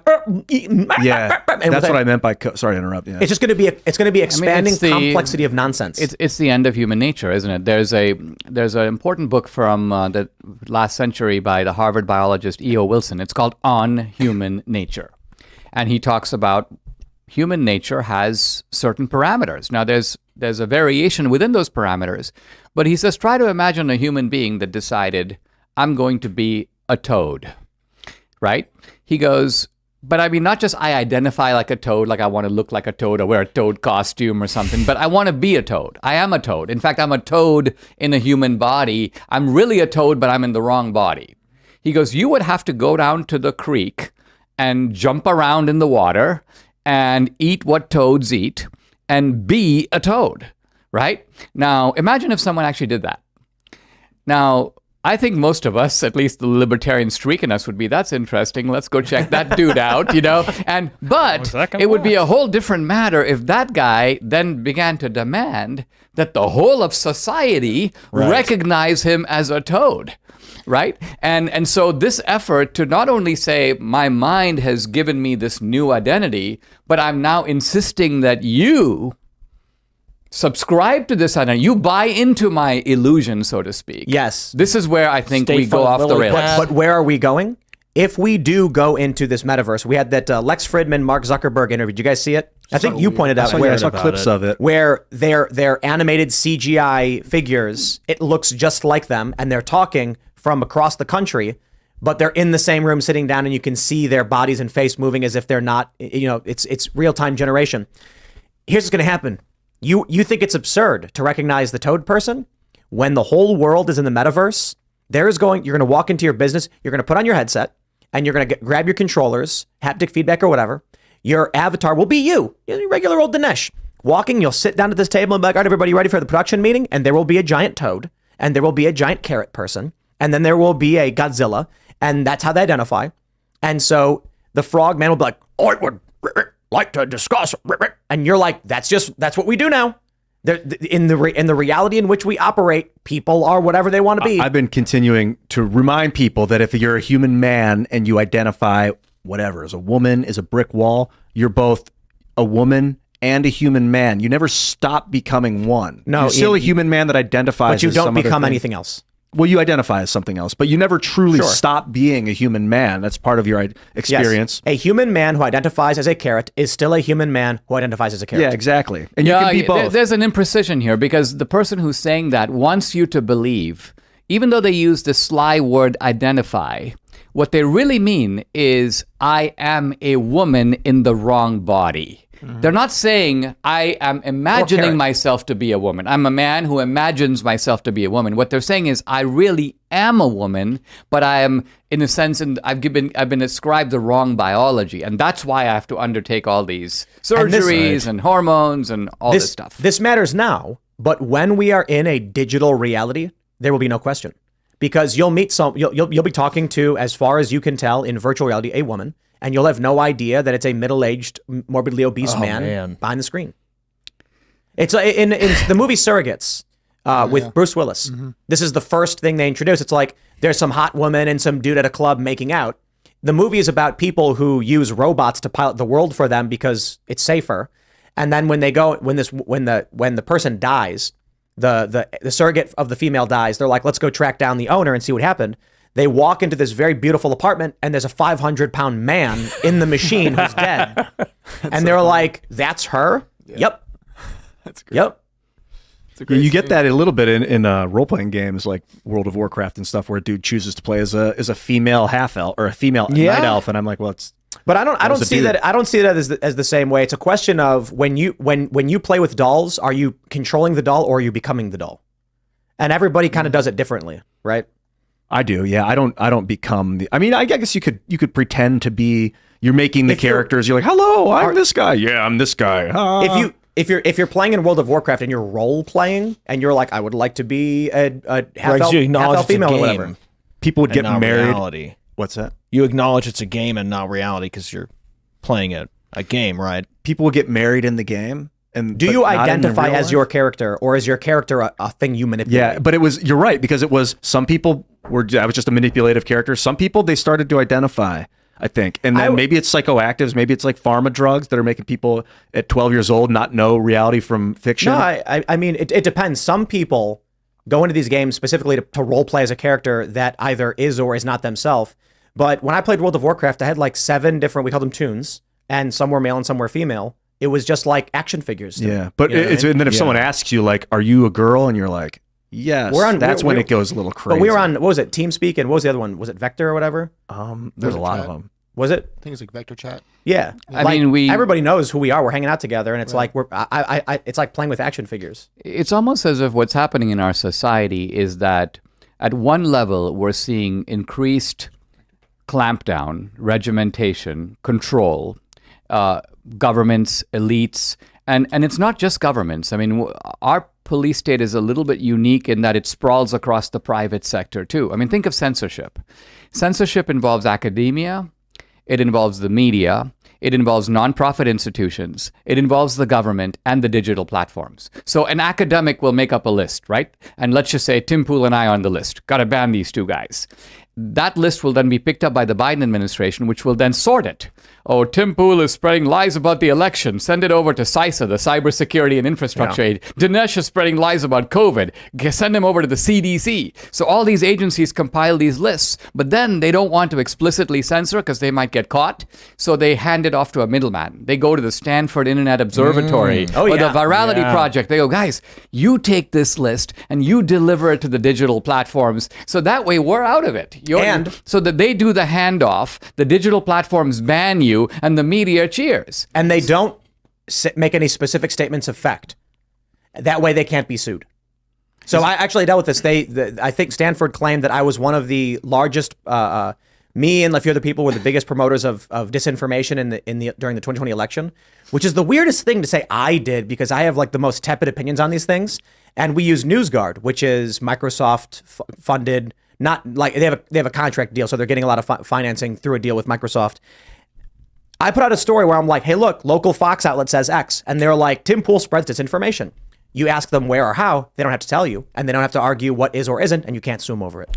I mean, to me, the most creepy word that came out of the Twitter files was malinformation. So malinformation is information that's true. But harmful to the ideology of the regime.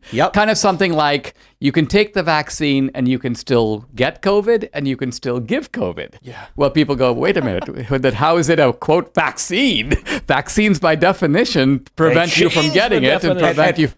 And so that becomes malinformation. It's not wrong. It's actually true. That's why they want to ban you. At first I think it was misinformation. Right. And they were like, some people are spreading information accidentally incorrect. Then it became disinformation. I was like, now they're intentionally doing it. Then malinformation. It may be true, but it is bad for a lot of reasons.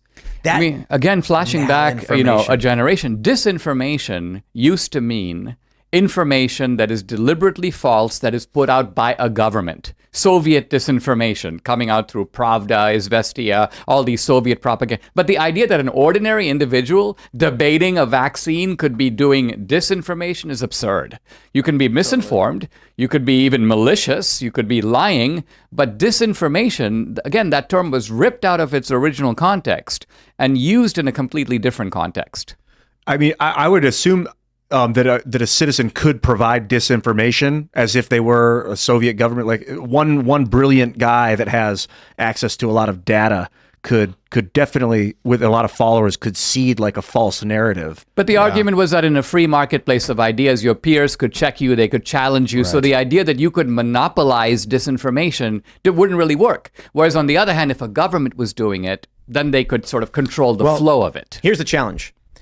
Let's say the government releases an AI image, and then the people check that image and says, hey, wait a minute, this is AI generated. Then news organizations, through statements made by the government, confirm, actually, it's real. And people, what do? You've got multiple news organizations and a government saying, actually, we checked, it's real. And users being like, we ran algorithms and said it's fake. People are going to be, it's just nonsense world. There's nothing that's true anymore. That's where we're entering. We're here now to some degree. Yeah. Think about how often we are told, who do you believe, us or your lying eyes?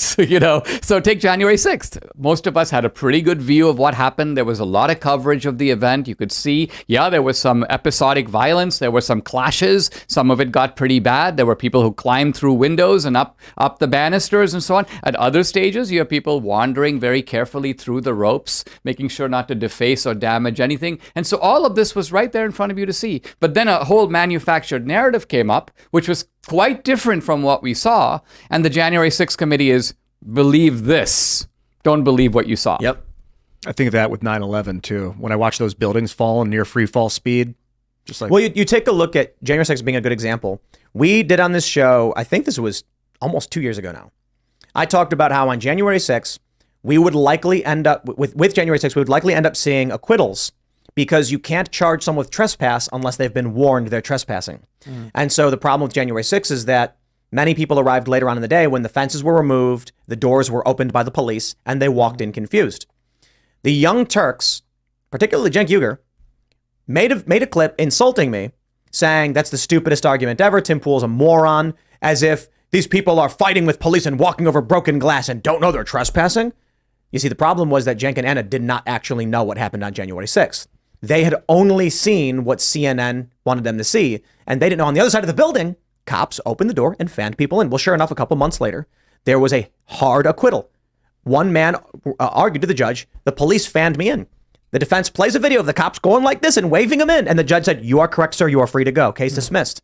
And that's not the only one. Another man got acquitted on the trespass charge because the police, no, he got acquitted on a bunch of charges, including the trespass without warning. But then he got a lighter charge because he climbed over a barricade later on, or something to that effect.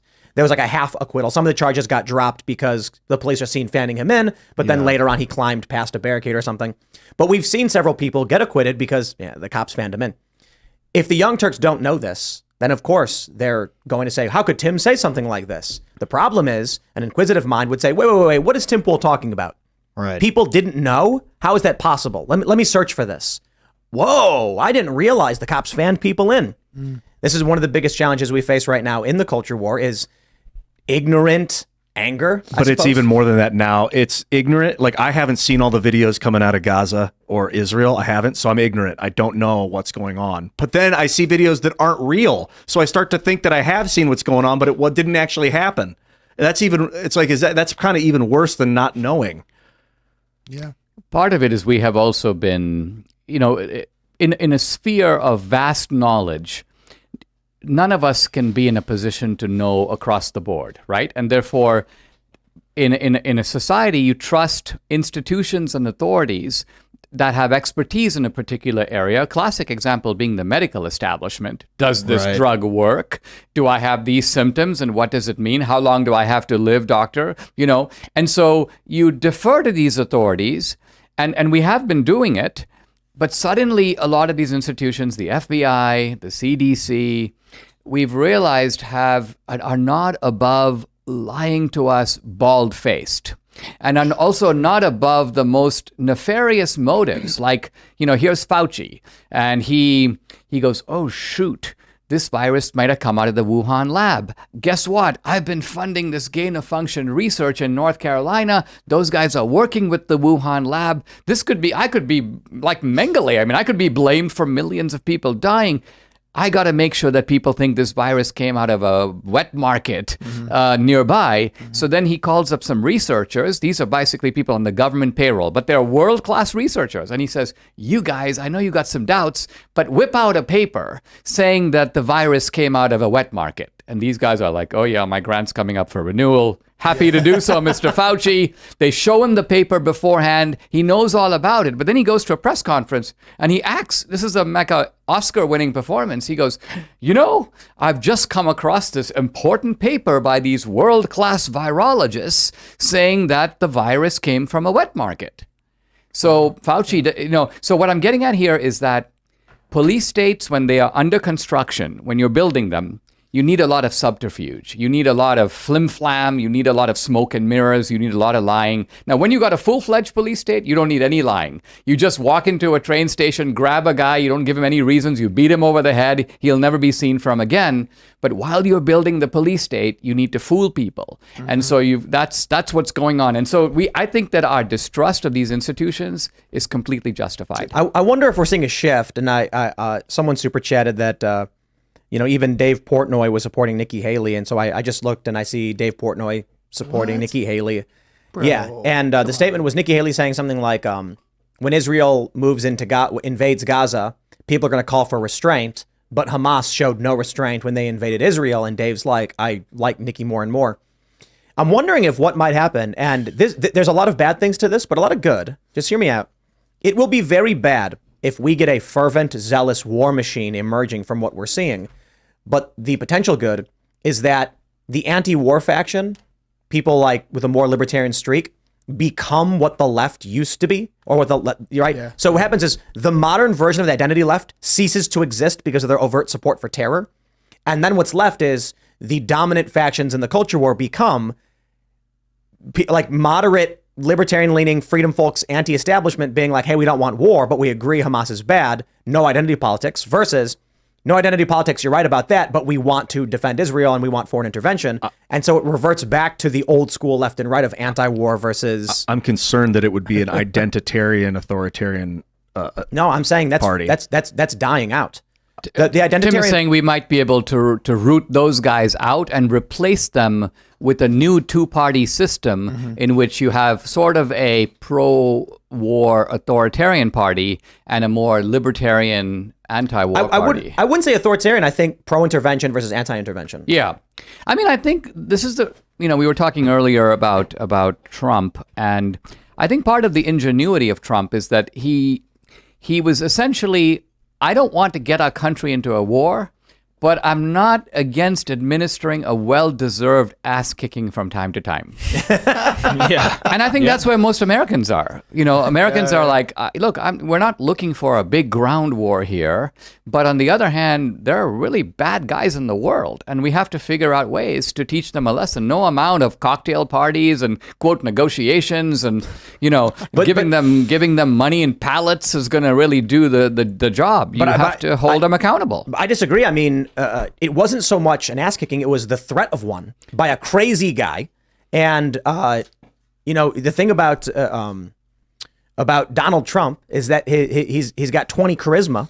So when he shows up and he negotiates, it actually starts getting things done.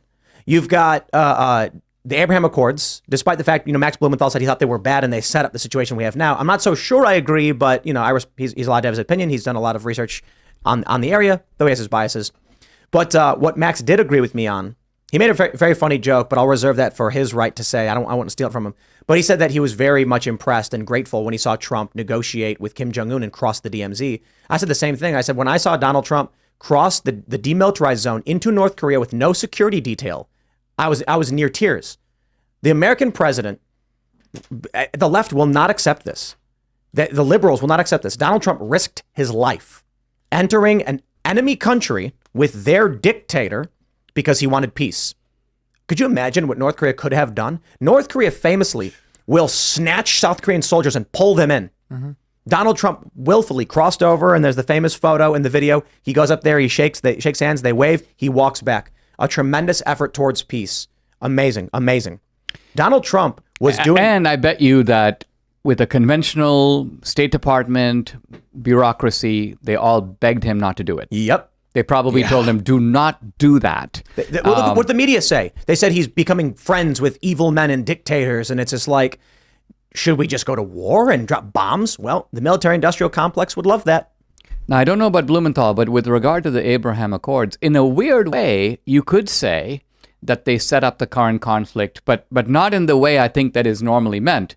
They set up the current conflict in that they produced a fear in Hamas that Israel is now cutting deals. That's what Max said. Right. Oh, yeah. Okay. And so what happens is Hamas goes, we can't allow this to happen. So what we need to do is we need to do something really bad, which will then cause Israel to do something in retaliation that will then inflame the entire Muslim world and will crash down the Abrahamic Accords. So this is not a critique of Trump. In fact, it is essentially saying kind of what the left thinks. We have to undo everything that Trump did. And in a weird way, Hamas is trying to do that also. We're going to go to Super Chats. So if you haven't already, would you kindly smash that like button, subscribe to this channel, share the show with your friends, and head over to timcast.com. Click Join Us to support our work. As members, you are basically making this machine operate. It's how we fund everything. Advertising does play a role, but we're predominantly a member-funded show and company. And it's optional. It's like the main show. It's always free for you guys, but then we have the special members-only stuff. So if you want to watch the uncensored members only show and be a caller, call in and talk to us. You can also join and become a member. Those are Monday through Thursday, but we're going to read your Super Chats now. Clint Torres wins the first Super Chat impressively at the 740 mark. Wow. So we click That's Crate wild. Stream at 740, which gives a 20-minute buffer for the link to exist. And Clint, you've got the record. Nailed it. He says, howdy people. Ian, happy to hear about your spiritual journey. Might I recommend Bible in a Year podcast? Tim, the podcast host, Father Mike Schmitz, would be an awesome guest for y'all's religious debate.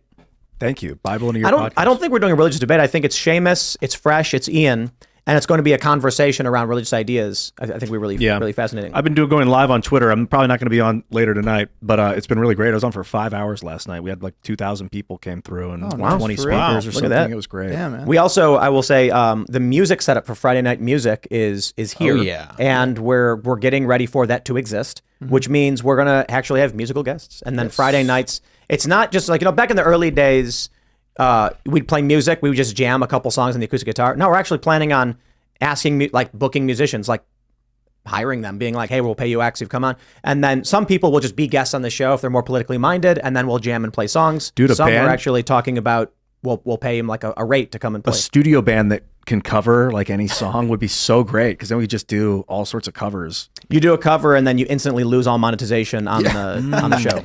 Guys, you have not been listening to your own comments about AI. You don't need to hire any musicians. You don't need any bands. You don't need to pay anybody. You could just stand generate there it all and move your hand like you're strumming, and your mouth just on camera. It looks like in fact, you could be singing.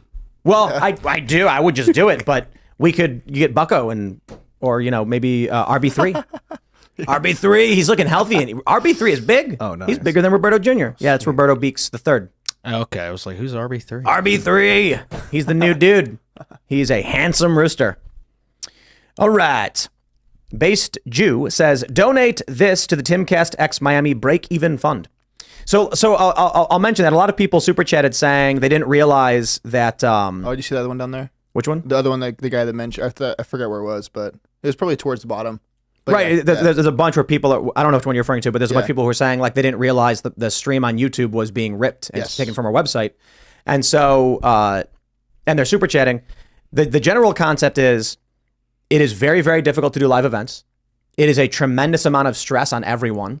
It makes people have to work extra hours and work double weekends. So it's basically Monday through Friday is work. Then first thing Saturday and Sunday, you have to work. Then Monday through Friday is the week of the event with nonstop work, 16 hours a day, because you're in a different city and you have to be working all the time. Then Friday, it's another 16 hours. Then Saturday is tear down and travel. And then Sunday is return home. And then Monday is work again. So that's 2 weekends. It is 3 straight weeks of nonstop work to do an event. Yep. What we're looking at now is we're looking at Pittsburgh.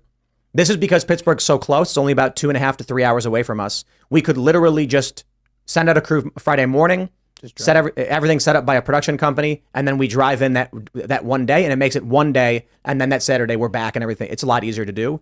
Flying out requires us to build up a temporary studio in the city, and it's a nightmarishly stressful thing. Yeah. So the issue was someone went on, and this is funny. This was not. My understanding is that it was not a new member. This was someone who was actually donating a larger sum of money, ripped the show and published it on YouTube for free, spiking it basically because we were trying to do hey, become a member to watch this. It costs us a lot of money. It was a lot of work, and we sacrificed a lot for it. And then they basically spiked the show. And the issue is, it's not so much about the money. It's about if we are not making it work and we are losing money from it, I can't justify the level of stress on the crew and the people involved.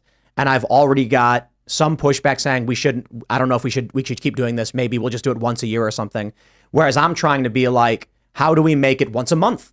How do we do smaller events on the East Coast we can drive to, so we have once a month a lot easier? And I'm already getting hey man, you probably shouldn't.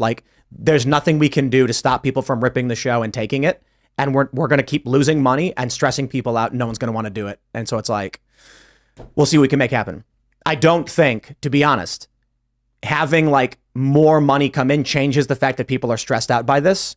But I got to be honest, when after the show, right when I got off stage, they're oh, by the way, 14,000 people are watching live for free, just basically spiked the whole membership drive thing.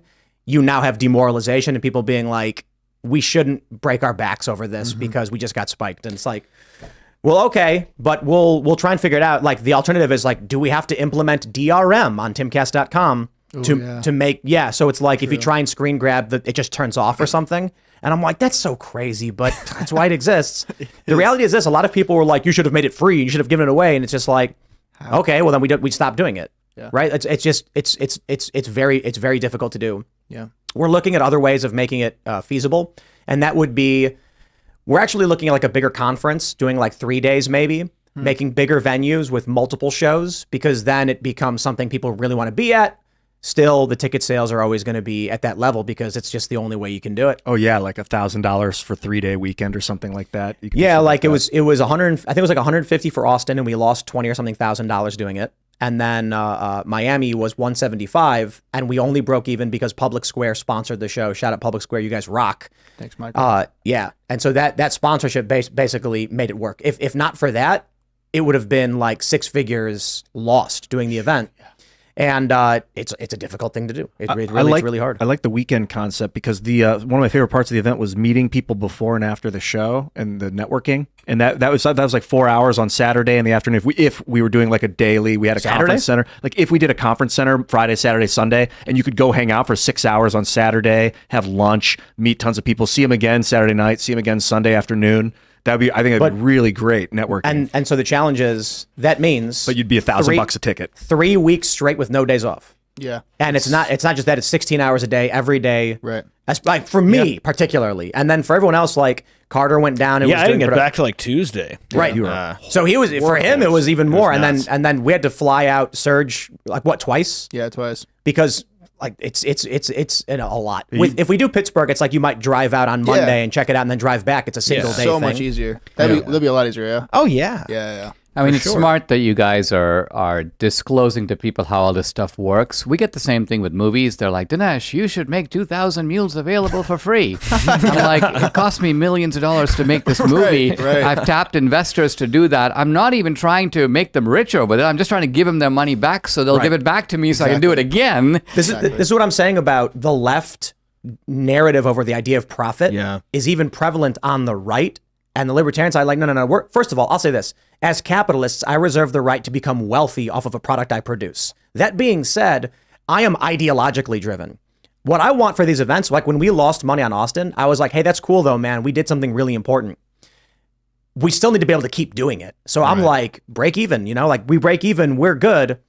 But when someone goes on the website, restreams it on Twitch and YouTube, and then we can't make our money back, you get people being like, did we lose a bunch of money on this? And I'm like, I think we theoretically could have lost between like $100K and $1 million based on how this ripped us off. Cause like, imagine this, 14,000 people watching. If all 14,000 signed up at $10 a month, you're looking at over $1 million in the year if they remain members for a year. Now, the reality is most people would sign up for the month and then cancel right away because they want to watch one event. That's a $10 ticket. So you're talking about 140 grand at minimum that could have been made. And all of that money goes right back into our events company that pays the salary and the ongoing costs of running events. We're trying to make, so we have a company that runs events that we've created. It has staff, and we're trying to make that company functional. For now, it is losing money, and I'm putting my money into it to get it going. With the Miami event, thanks to Public Square, we just about broke even. But understand, that means I worked 2 extra weekends, and I didn't get. I personally got nothing from it. Yeah.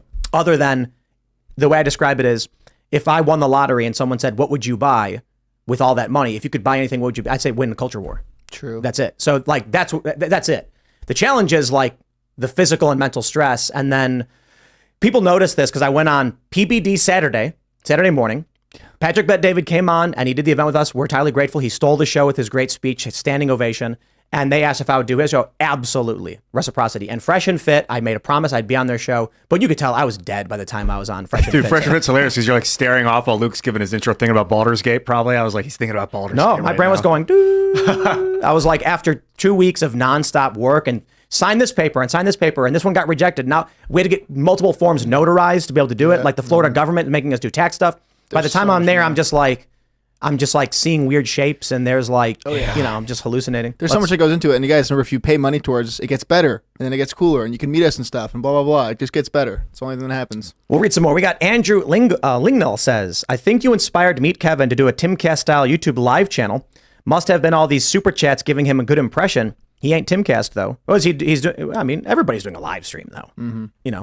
I do think it's funny when I meet people and they're like, hey, I'm doing a new live show, but don't worry, it's not at 8 p.m. And I'm like, bro, there's a million live streams. But there's a lot of people, I guess, are worried. When we first started the show, Crowder was doing Thursday night live streams, and it was painfully obvious.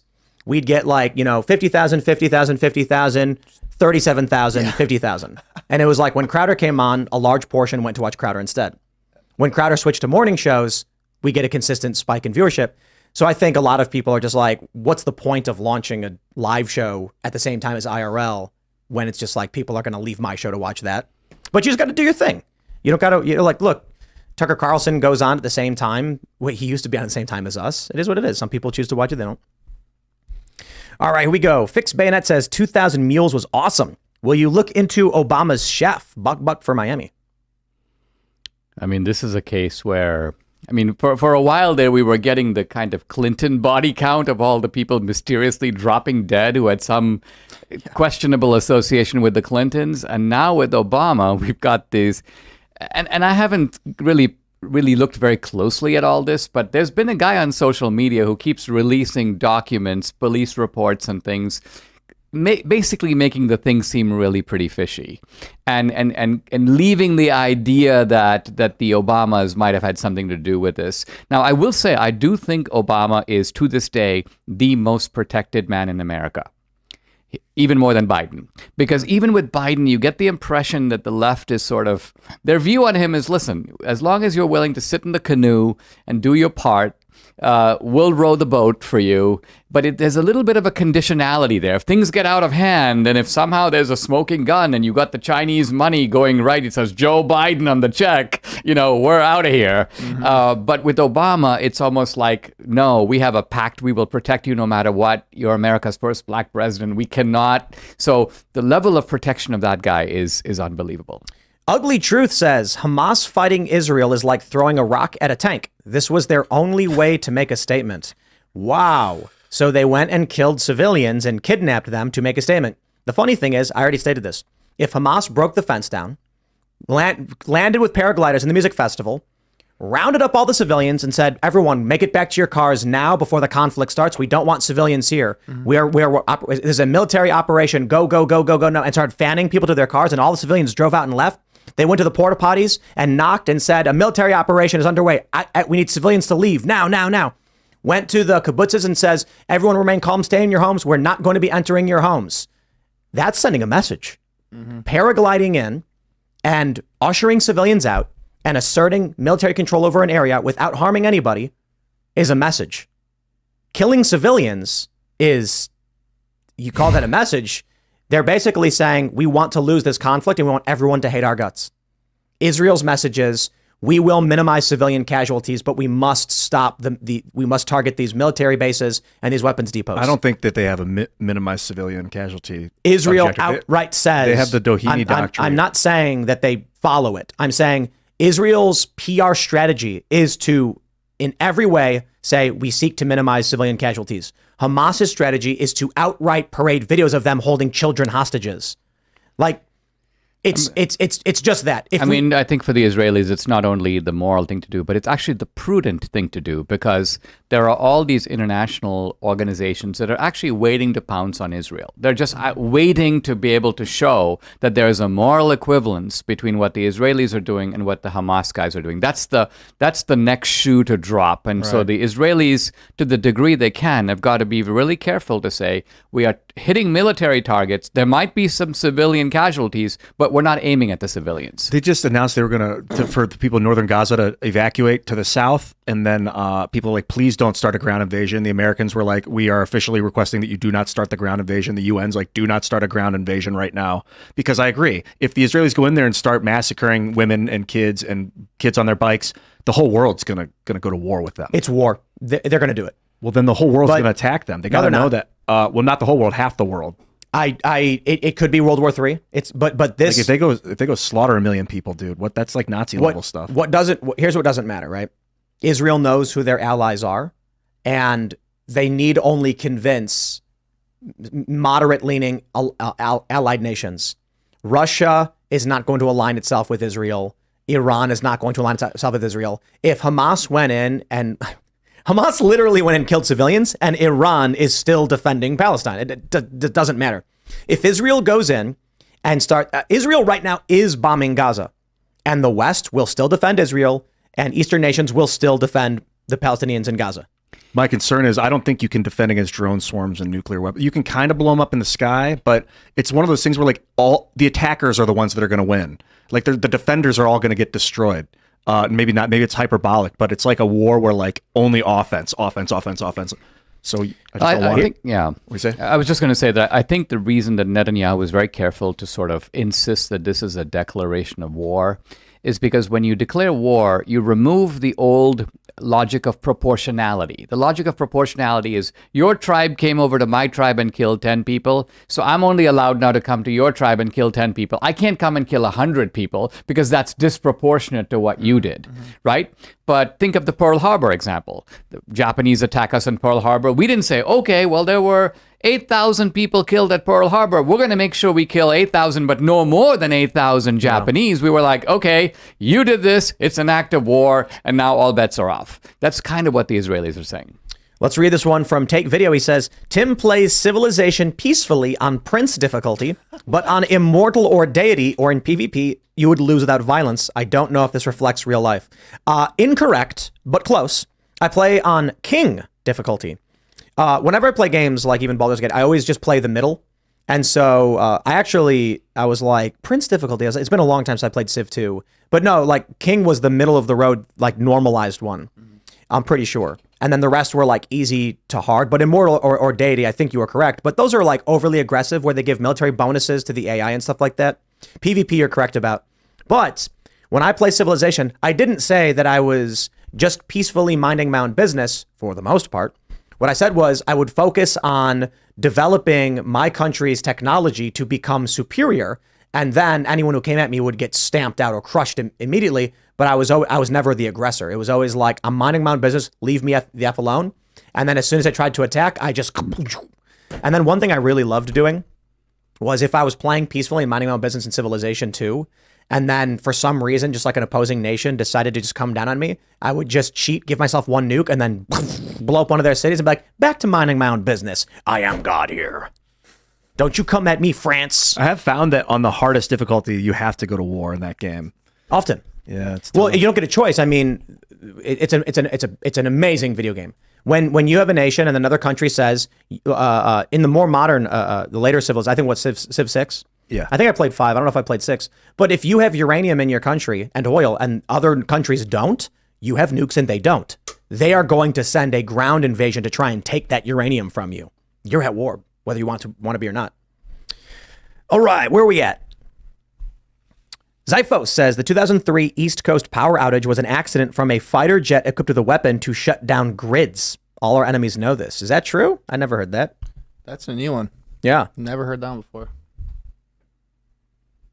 Well, let's read some more then, I suppose. I don't know if somebody... Weston Kramer says the people who voted for these policies in these cities are like the peasant in Monty Python. Help, help, I'm being oppressed. It was repressed. Help, help, I'm being repressed. Repressed, yeah. That was really, really funny. That was one of the best scenes ever. Dude. They're like, he's like, where's your king? And they're like, we don't have a king. Yeah. we're anarcho-communist anarcho-syndicalist commune or something like that. Yeah. They're so ahead of their time. You don't even really realize it 50 years later. Yeah. No, he's like, I am your king. And they're like, I don't remember voting for you. Yeah, so he's like, we don't vote for a king. He's like, the lady in the lake gave me a sword and declared that I, King Arthur. And it's like, a lady, what do you say? Like a woman distributing swords is no basis for a system of governance. Yeah, for a system of governance. Yeah, it's so good. My favorite was swords. Name one thing that the Romans gave us. That's a long pause. Roads. Apart from roads, name one thing that the Romans gave us. Laws. Apart from roads and laws. It's really amazing how great they were. Yeah. And where they are today. Mm-hmm. South Park is doing a special. I was just going to bring where that they up. race and gender swapped the main characters. Yeah, it's hilarious. Cartman's a black woman now. Yeah, it's great. Is that supposed to be released? I haven't actually seen My it. sister sent it to me today. It's out? Well, she sent me the right on. preview. It was okay, that's what I've seen. I'm not sure when it's coming. A watery tart was the witch. Apparently, the woman that gave him the sword was a watery tart. That was the line you were looking for in Monty Python. All right. Angry Marsupial says at Gettysburg, breech loaders only figured into the first day when Buford's cavalry held off a 3x force due to fire superiority. Infantry was issued muzzle loaders on both sides. Tactics and numbers won. Yes, that is true. You go to Gettysburg. It's amazing. Gettysburg is like 40 minutes away from here. And it is just not only is there awesome food there, but there's tons of haunted houses. Oh, nice. Great chocolatories or whatever. Gettysburg is a lot of fun. Yeah. Go there and learn your history. And we went to like a couple little like antique stores, and they have real cannonballs, and they have a whole bunch of antique weapons. Wow. That's I mean, the old quarters where doctors would amputate legs man, and the blood was seeping through the floors. I mean, it is very haunting, and it brings the reality of Gettysburg. It's amazing. I think the crazy thing is that they had repeaters during the Civil War, but they weren't widespread. But man, could you imagine being commissioned a repeater? It's like I think they loaded through the stock, because I went to the antique store and they had a bunch, and they like the back opens and you push them in the back, and then you lever action. Yeah, man. What were those? What was it? Henry? What was the company that did that? The repeater was, I want to say Colt. Better No, than Colt. was it? That's a revolver. Yeah, look it up. First repeating rifle. Is that what it was? Yeah, Yeah, I think it's repeating. Spencer. Rifle. it was a Spencer. repeating rifle. Was that the first one? No, Winchester. Winchester repeater. Winchester, yeah. Winchester how has did I the miss little. that? The Yeah, little I I have have one. say that, but I was like, Yeah, true. Yeah, I have a repeater. He made improvements to the. the Henry rifle. Oh, okay. Winchester. Right. That's. Right. Oh, right. Okay. Was it the Henry repeater? I suppose so. I'm not sure how far back. I think it the goes. improvement Winchester made was the little lever action with the handle. Lever like action. this. What was the Henry then? Beats me, man. You know what? I really don't like the tube mags. I like the side load where you push them in. There's like a spring loaded little latch, and you push them in the side. Right. Because the tube mag, you can't. So I got a 30-30 repeater, and it's like you can't get you can't get to close. It's super annoying. But anyway, we'll grab a couple more super chats. All right, what do we have? Brett Ain't Dead says Terminator Epic 2001 A Space Odyssey, life-changing. Everyone should watch and contemplate man's origins and future, truly ahead of its time. Very cool. Seriously says science fiction becomes science fact. And it's probably going to be more like crazier than we even realize. Jeff Sumner says, big fan of Timcast. Love you guys. Ian, I got to say, you pray through Jesus to God. The only way to the Father is through the Son. Read the Bible. Start with the Gospel of John. It was written for the new believers and those who don't know. Anyway, love you, brother. Oh, thanks, man. I got to say, watching The Passion was fascinating because I never watched it until a few months ago. And the politics of the story is what I found truly fascinating. I mean, for a lot of people, I'm sure it's like divine inspiration. You're watching the story of the Christ. But watching the politics of, Rome and the Jewish leaders and the followers of Christ, it's a fascinating political story. Yeah. Yeah. Have you seen it? You should watch it. Yeah. The riveting thing about this is also the historicity. If you only in the last few years has there now been archaeological evidence, medallion evidence, stones validating not only the Hebrew scriptures but the Christian scriptures. So, for example, Pontius Pilate. Until about a few years ago, Pontius Pilate was not believed to be a historical person. There was no no existing record of anyone named Pontius Pilate in any of the annals of histories that have come down. And then they dig up a stone, and right on there it says Pontius Pilate, the exact words. And people are like, whoa. And right now in Israel, they're digging up a large pool called the Pool of Siloam. Now, this is the pool where the Jews bathed ritually before walking to the temple. So think about it. This large pool, which is an Olympic-sized swimming pool, basically, Jesus of Nazareth would have had to have bathed in that pool because we know that he went to the temple and walked that exact road. And this is not, again, a matter of probability. They debate where did the crucifixion occur over here, did it occur over there. All right, but there's certain facts that are coming out to light that are now absolutely indisputable. Right. And it's a very eerie experience to be in Jerusalem right now. Wow. All right, everybody, if you haven't already, please smash that like button and subscribe to this channel. Become a member at timcast.com because our members on the member Discord, it's basically, for those not familiar, it's like a chat server. You download the app, you sign in. They're going to be hosting their own after show. They're going to be hanging out. They do pre-shows. They do after shows. So if you want to keep the conversation going and hang out with like-minded individuals, become a member at timcast.com. And the instructions are all there for how you get into the Discord. It's really awesome. You can follow the show at Timcast IRL. You can follow me personally at Timcast. Dinesh, do you want to shout anything out? I'd like to just do another plug for the movie, policestatefilm.net. Go to the theater if you can, October 23rd to 25th. And really fun to see it with like-minded people, just like you were just saying. Or if you want to watch at home, Friday, October 27th is the virtual premiere, full screening of the film, live Q&A with Dan Bongino and me to follow, and all for the price of a movie ticket. But the one-stop shop to get tickets, you can't get them from Fandango. Go to policestatefilm.net, buy your tickets there. Carter Banks. We got a lot of music stuff coming up. today I put some finishing touches on a secret song. We will have stuff on Fridays coming soon. But yeah, follow Timcast Songs on YouTube at Timcast Songs, Trash House Records. If you want to follow me personally, you can follow me at Carter Banks on Twitter and Carter Banks 4L on Instagram. I'm Ian Crossland. You guys follow me anywhere on the internet at Ian Crossland. I think I'm going to go on the Discord later, so I'm going to meet up with everybody behind the scenes. Let's get down. Nice. Let's talk. Probably about 10:30. Raymond G. Stanley, I see you out there. I'll connect with you later, and then I'll be jumping in about 10:30, and I'll probably only be on for a half hour. I got to get up early. Which means if you want to yell at Ian or praise him, become a member at timcast.com. The instructions for the Discord are there, and Ian will be hanging out. See you soon. Yeah, Carter, I'm excited to hear the music. I'm also really excited to do the music in general on Fridays. It's going to be sweet. You guys are going to like it. We did all the cameras and the mics and stuff ready to go. We just need to wait for the right time, basically. Well, I mean, maybe even next week. The issue is right now, it's like, we want to do it right, so I want to have a good kickoff. Right, of course. And get like an actual group to do an acoustic set. Right.